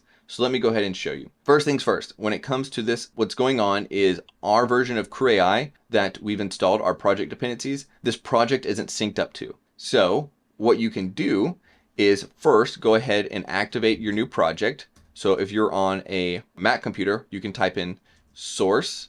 And what we're going to try and do is activate our virtual environment that we just set up earlier when we were installing things. So source.venv bin and then activate. This will get everything stood up, and you can now see that we are working inside of our YouTube idea generator crew. Now, if you're over in a Windows computer, you'll probably have to call a script like this. I'm not entirely sure, don't have a Windows computer, but you could also just ask Cursor to, hey, generate the Windows equivalent of this. Okay, cool. So now that we have that set up, what we're trying to do is we want to update our project environment to show that we have properly installed these dependencies. So you can type in which Python, and this will show you which version of Python you are actively working on. In our case, you can kind of see, I'll zoom in for you guys. You can see that it just so happens to be the one that's stored in our virtual environment, the one that we just activated. So if I come in here, enter interpreter path, paste it, you can now see that we'll eventually get rid of all our squigglies, and everything is looking great in our crew. As we hop around to different files, you can see no more squigglies anywhere. Everything is working perfectly. All right, so our project is up, it is happy. Now it is time for us to go off and actually try running the crew. So what you can do is just type in CrewAI and then run, and this should go off and trigger this function right here. It'll trigger the run function with all of our comments that we just passed in. So let's go ahead and run it, and then we'll come back because it's going to take quite a few seconds to run because, you know, it's just got a lot to do. And I will say the very first run working with CrewAI does take the longest just because we're checking to make sure some dependencies and everything else are properly set up before it starts running the crew. But now you can see we're going to start running it, and it's going to be off to the races. You can ignore those syntax warnings, but you can now start seeing that, ta-da, we are starting to run your crew. So you can see right out the gate, the first thing is go ahead and start filtering out my comments. And you can see, just like our task said earlier, that we want to go ahead and start, here are the comments for you to analyze. And then we had that like curly brackets comment. You can see it's actually pasting in and interpolating all of our comments that we passed in. So this is exactly what we wanted to happen. And now you can see we're filtering through. It came out with a final answer. So it came out to like, how are you getting these completion times? Could you make a crew to translate it? So each one of these are actionable comments that we could turn off into additional video ideas. So yeah, these are all awesome requests. Yeah, could you research popular Reddit posts? So these are all awesome suggestions. Thank you guys for, dropping these awesome questions, by the way, in the comment section. Now it's going to go off and start turning these comments into videos. So here's the task, convert each actionable comment into a video, and you can now see final answers. We're going to go off, and so it basically like how to reduce completion times. And then it kind of adds in the person's original comment, which was like, hey, mine's taking a little bit longer. How do I get it shorter? Similarly for another one, we'll look at another one. Like, yeah, researching popular Reddit posts with CrewAI automations. So you can see in this comment, we're addressing each comment, and we've turned it from a question into a great title. And by the way, if you're building YouTube videos, this is a great way, just in general, how to figure out what your audience wants. Yeah, so then we'll keep scrolling because now we would expect to go off and start researching all of these potential videos. So you can see our research analyst is now going to go off and start searching on YouTube basically different videos. So for the first idea, it was like, hey, can we reduce completion times? And then it's going to go off and like, oh, it actually found that there is a video on how to train CrewAI agents. There's another one, which is a crash course. There's another one, which is basically, how to use CrewAI for stock market. So like it's trying to find what's already out in the market, and it's doing this for each video. So how do I convert this, translate it into Brazil? This one's going to be a little bit off. Let's find another one that I think you guys will really like. How to do, let's see down here, if there's another one. Yeah, for the Reddit post one. So you can see our agents going off and like dynamically calling this tool. We didn't set this up, our agents thinking on our behalf and calling everything. So freaking cool. But you can see, all right, for our research Reddit post, you can see it's like how to build fully autonomous AI research agents. So like it's once again going off just finding very cool different videos that are in the market. All right, now we're going to speed ahead and hop down to the final part. Going to be done watching videos. And I will show you, it does have a final answer, and it's the exact type that we set up in our pedantic model. So if any of that was confusing, please hop back to our crew and look at the actual task where we told it what types to generate in its response. But you can see its research agent is going to be like, here's the video title I'm considering, here's a description of the video, here's the original video ID and comment, and here's all the research that I just performed on your behalf that we're going to use to go off and figure out how to score an agent in just a second. Then now we're in the scoring section, task 4, and basically for each one of our videos that we just have, we're going to score it. And you can see it did it. So now it's going to go off and like, oh, for this one, I'm going to give it a 6. Not many videos are in this marketplace. When it comes to like automating video translations in Brazil, apparently a lot of these projects did actually have a lot of views. So that's a 9. How to use agents, that's an 8. How to research Reddit posts, gave it a 7. How to find trending keywords, 5. Apparently there's no, yeah, all these kind of have low reviews. Let's see if there's any other really good ones. An 8. So how to basically automate social media posts for artists with CrewAI. This one got a ton. This video's got a ton of views. That's so cool. But yeah, so then that's the final output. And then what's nice, we just ran this locally. We didn't save the result or anything. But now that we know that it's properly spitting out the exact result we want, we're officially ready to head over to, drumroll, CrewAI Enterprise. So excited to show you guys. So what we're gonna do next, we're gonna hop back over to CrewAI Enterprise. You've already had an account, and I'm just gonna show you how you can, we're first gonna push everything to GitHub that we just did, and then we're gonna go off and actually hook it up to Enterprise. So let's go ahead and start working on it in the next section. All right, guys, so the goal of this section is to go off and first push everything that we just built over to GitHub. And then in the follow-up section, we're actually going to connect everything over in CrewAI Enterprise. And I'll give you a quick overview of CrewAI Enterprise in action. So first things first is we need to go ahead and CD into our crew that we just built because we need to initialize this project. So you can see I'm in our crew project. So I'm going to run git init to get everything set up. Great. You've initialized a repository. Then we're going to do git add. This will add everything. If we check the status, you can see, yep, we have a ton of new projects that were all of our files we worked on. We're going to get ready to deploy. Then what we're going to do next is we're going to go off and commit these changes. So git commit, and we'll say first commit. And then we're going to push all these changes, which will break because we haven't set up a remote repository, which is why when we head over to our GitHub, we're going to make a new repository. And we're just going to call this one, we'll just copy the same name from over here, YouTube crew, paste this in, and let's actually, I like to use dashes instead of underscores. Great, so YouTube idea generator crew. All right, now this is public, and what we'll do is go off, and now we can go ahead and create this repository. And this will take a few seconds, but now what we can do is go ahead and copy this command to add the remote origin for our Git project. So we'll paste it in. Then now when we run git push, it'll say you need to set your upstream to point basically to connect our local branch with everything that's on GitHub. So we're going to go ahead and set that, enter that in. And now when we hop back over here, ta-da, things will be saved. And this is looking great. Awesome, guys. So now that we have this set up, things are great. What we can do is go off and now we'll start working on actually connecting our GitHub project over to CrewAI Enterprise, and I'll give you a complete overview of CrewAI Enterprise in the process. So let's go ahead and hop over to CrewAI Enterprise. All right, guys, so I'm back over in CrewAI Enterprise, and you can just go over here by going to crewai.com and then click login, and it'll take you to your dashboard. All right, so now it's time for us to officially start deploying our crew so we can see it in action. And what we need to do in this section is first, we need to go ahead and click deploy your crew from GitHub. So then you'll be able to, once you click this button, it'll have a drop down and you can type in to look at the project that you want to deploy. So in our case, this is our YouTube idea generator. And I've created a few of these, but so this is the real one. So YouTube idea generator crew. This is what you want to deploy. Then it's going to ask you what branch. In our case, we only have one branch. The next part is, do you want to automatically deploy with new commits? I'm going to say yes, because every time I make a change to my crew, I want it to update in CrewAI Enterprise as well. Next, what we want to do is start adding our environment variables inside of here. So if we hop back over to our project, we can look at our environment variables for our crew. Make sure you click crew.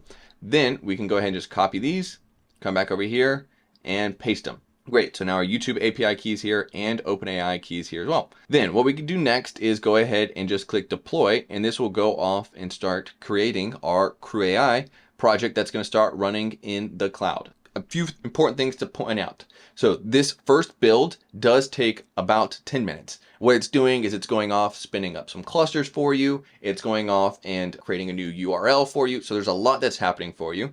So it will take about 10 minutes. So literally go ahead, set a clock, 10 minutes. Don't think it will finish faster. We are working to improve it, but for right now, just 10 minutes. Okay, so let me go ahead and show you a few other things on my existing crew while this one's running, just so you can get a feel for the land.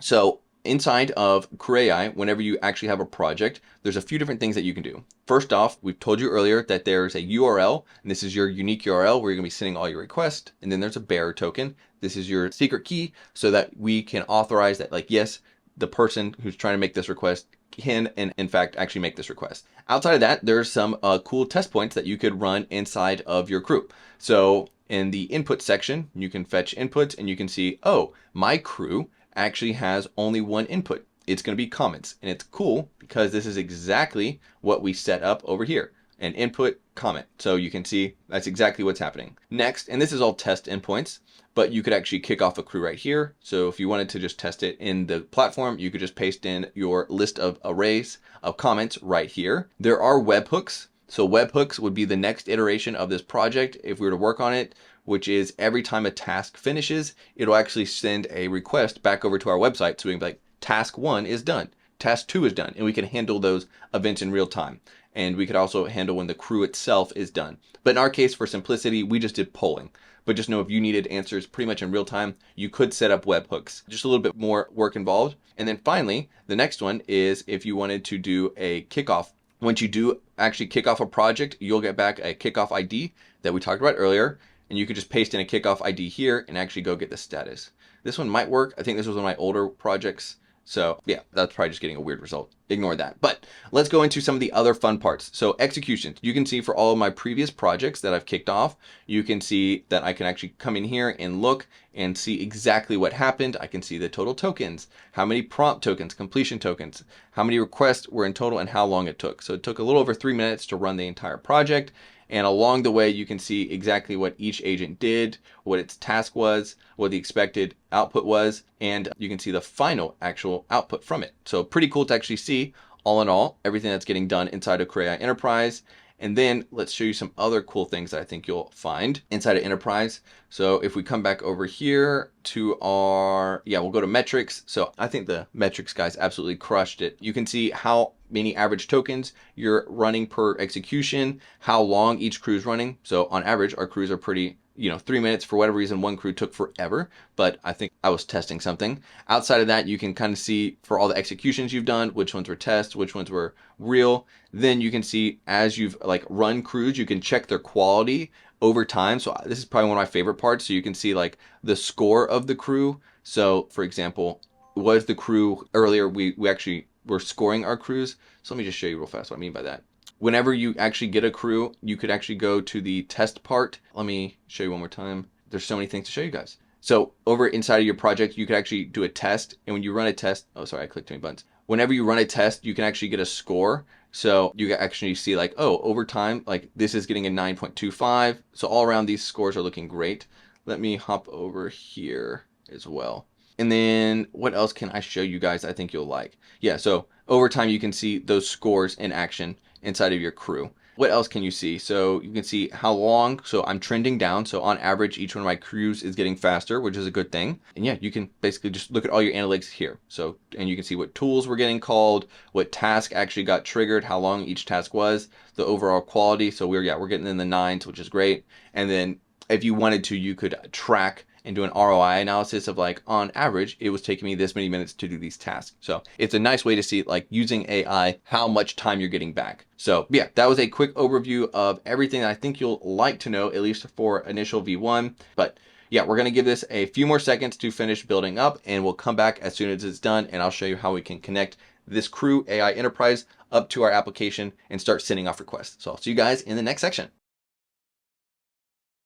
All right, guys, so we are in the home stretch. Our crew just deployed. So eventually after, like I said, it takes about 10 minutes, you'll end up with a card that looks just like this, and you can click in here and see that your crew is online. All right, so now once that's set up, we need to start saving these environment variables over to our project. So here's how you're going to do that. So first you can just go ahead and click copy. And then what we can do is start heading over to Vercel. So once you're in Vercel, you want to make sure you're on your project, and then we're going to go to settings. And just a real quick, why are we doing this? We're just trying to set up our project so that we can now start sending off requests over to our crew that we just deployed. That's exactly what we're trying to do.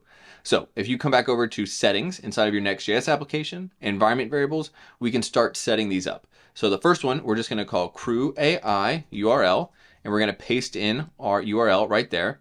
Then we're going to add another one, which is going to be our bearer token. So grab your bearer token, paste it over here, and then we're just going to call this our CrewAI bearer token. Okay, now that is everything is set up. So we're going to go ahead and save these values. Once they're saved, we can actually come back over to our project, and we're going to go over to our Next.js application, and we're going to pull down these environment variables.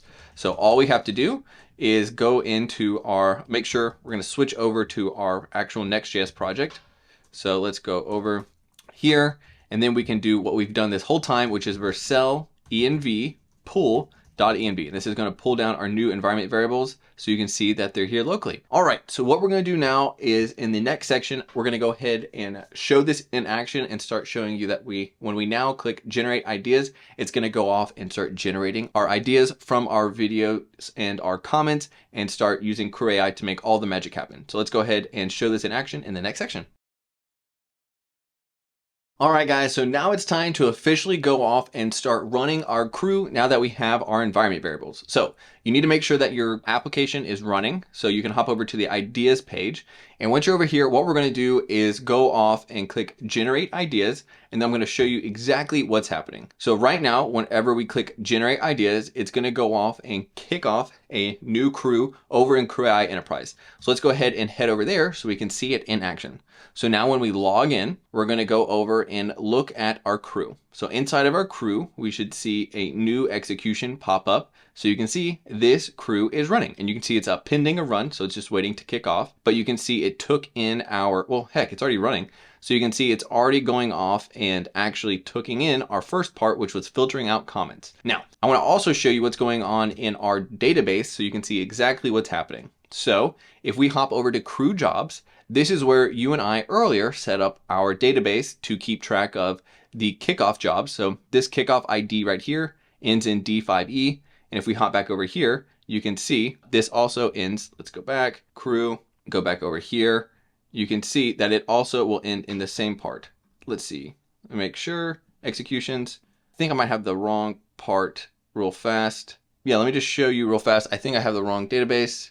Huh, no, I guess it's not. I think it's the same one, kickoff ID. Huh, yeah, we'll figure out why in just a second. I'll come back and figure out why this kickoff ID not the same. And we can actually test it. That's the cool part. If you grab that ID, you can actually come in here and try and get the status of this project. So if I try and get the status, you'll see that like it is running. So for whatever reason, that execution that was showing a second ago, the execution is just being weird. But you can see right now it is actually running.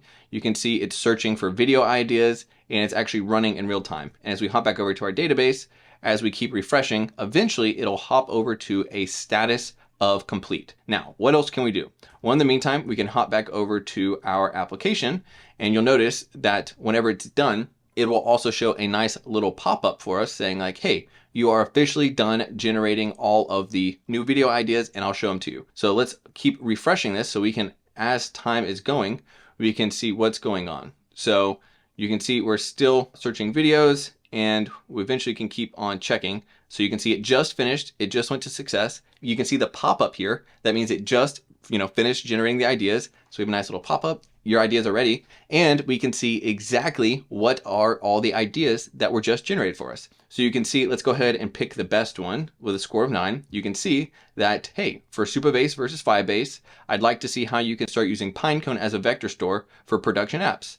So this is telling us like, hey, this is what the application should be. You can see, I'm gonna go ahead and mute it so it doesn't accidentally start playing, but I can click to see what videos are already out. So there's a really cool Supabase by Fireship out. There's another video, another one from Fireship. Let's see what else is there.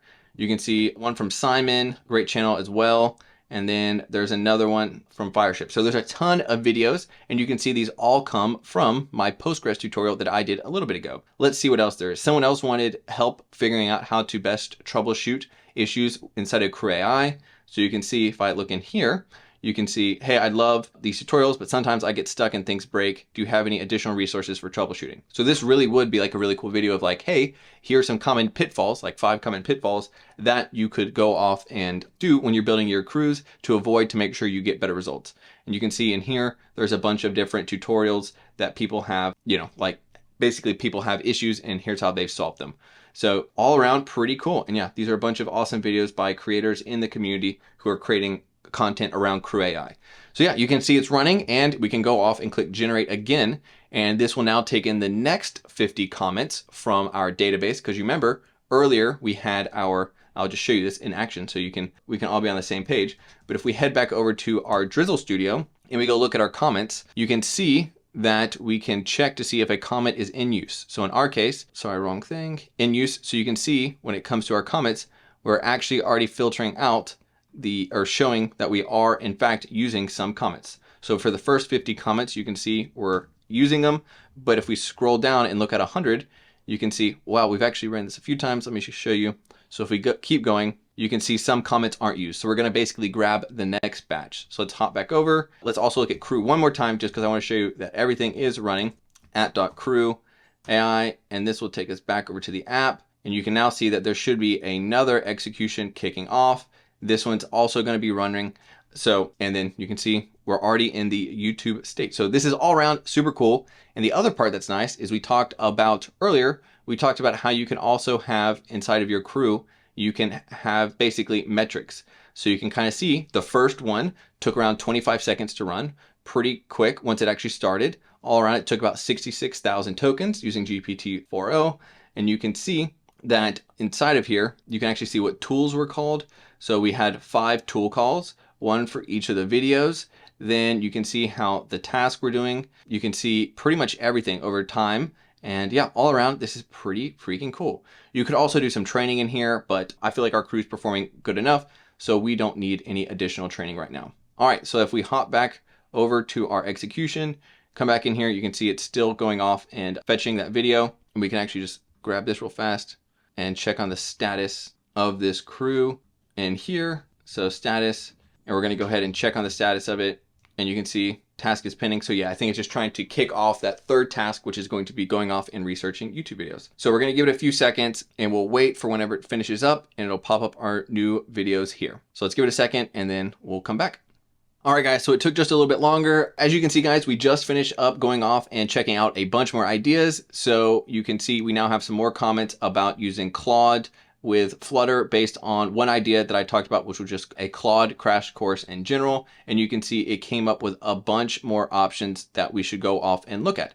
So there's another one that I use a presentation tool inside of my YouTube videos, and someone's asking, how do you go off and turn that into what tool do you use to basically present? So all around, it is working. We could definitely fine tune it a little bit more. If I was to give you guys some next steps, what I would do if I was you guys, first, I would probably go back and add in some more examples inside of our first filtering out comment section of like, hey, this is all AI related content. So unless there's information directly related to an AI tool or something like that, don't show it. You could probably also pass in a video description, like maybe a 30-second summary of what the video was about, just to give these crews a little bit more context about the material inside the video, because that way the comments will make a lot more sense of like, oh, that's what this person's asking about. So I would also look into adding that as well. And then just a quick recap of, if you guys absolutely love this, I do have a follow-on inside the AI Developer Accelerator Pro.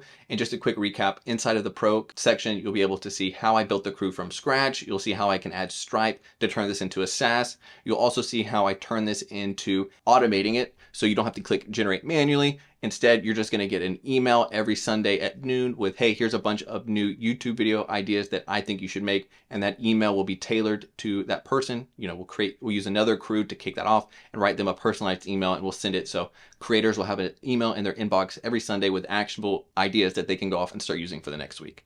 And that's a wrap for this video, guys. I hope you all enjoyed learning how to connect your full stack applications over to CrewAI Enterprise. And if you have any questions, feel free to drop a comment down below or hop over to the free AI Developer Accelerator Middleware community. Love to help you out there as well. And finally, if you want to dive even deeper into this project and see how you can automate scraping your videos and sending out personalized emails to everyone that signs up for your application, definitely check out the AI Developer Accelerator Pro video. I have an entire mini module dedicated to taking this project even further. But that's enough for this video, guys, and I cannot wait to see you in the next one, and definitely check out whatever videos popping up on your screen right now.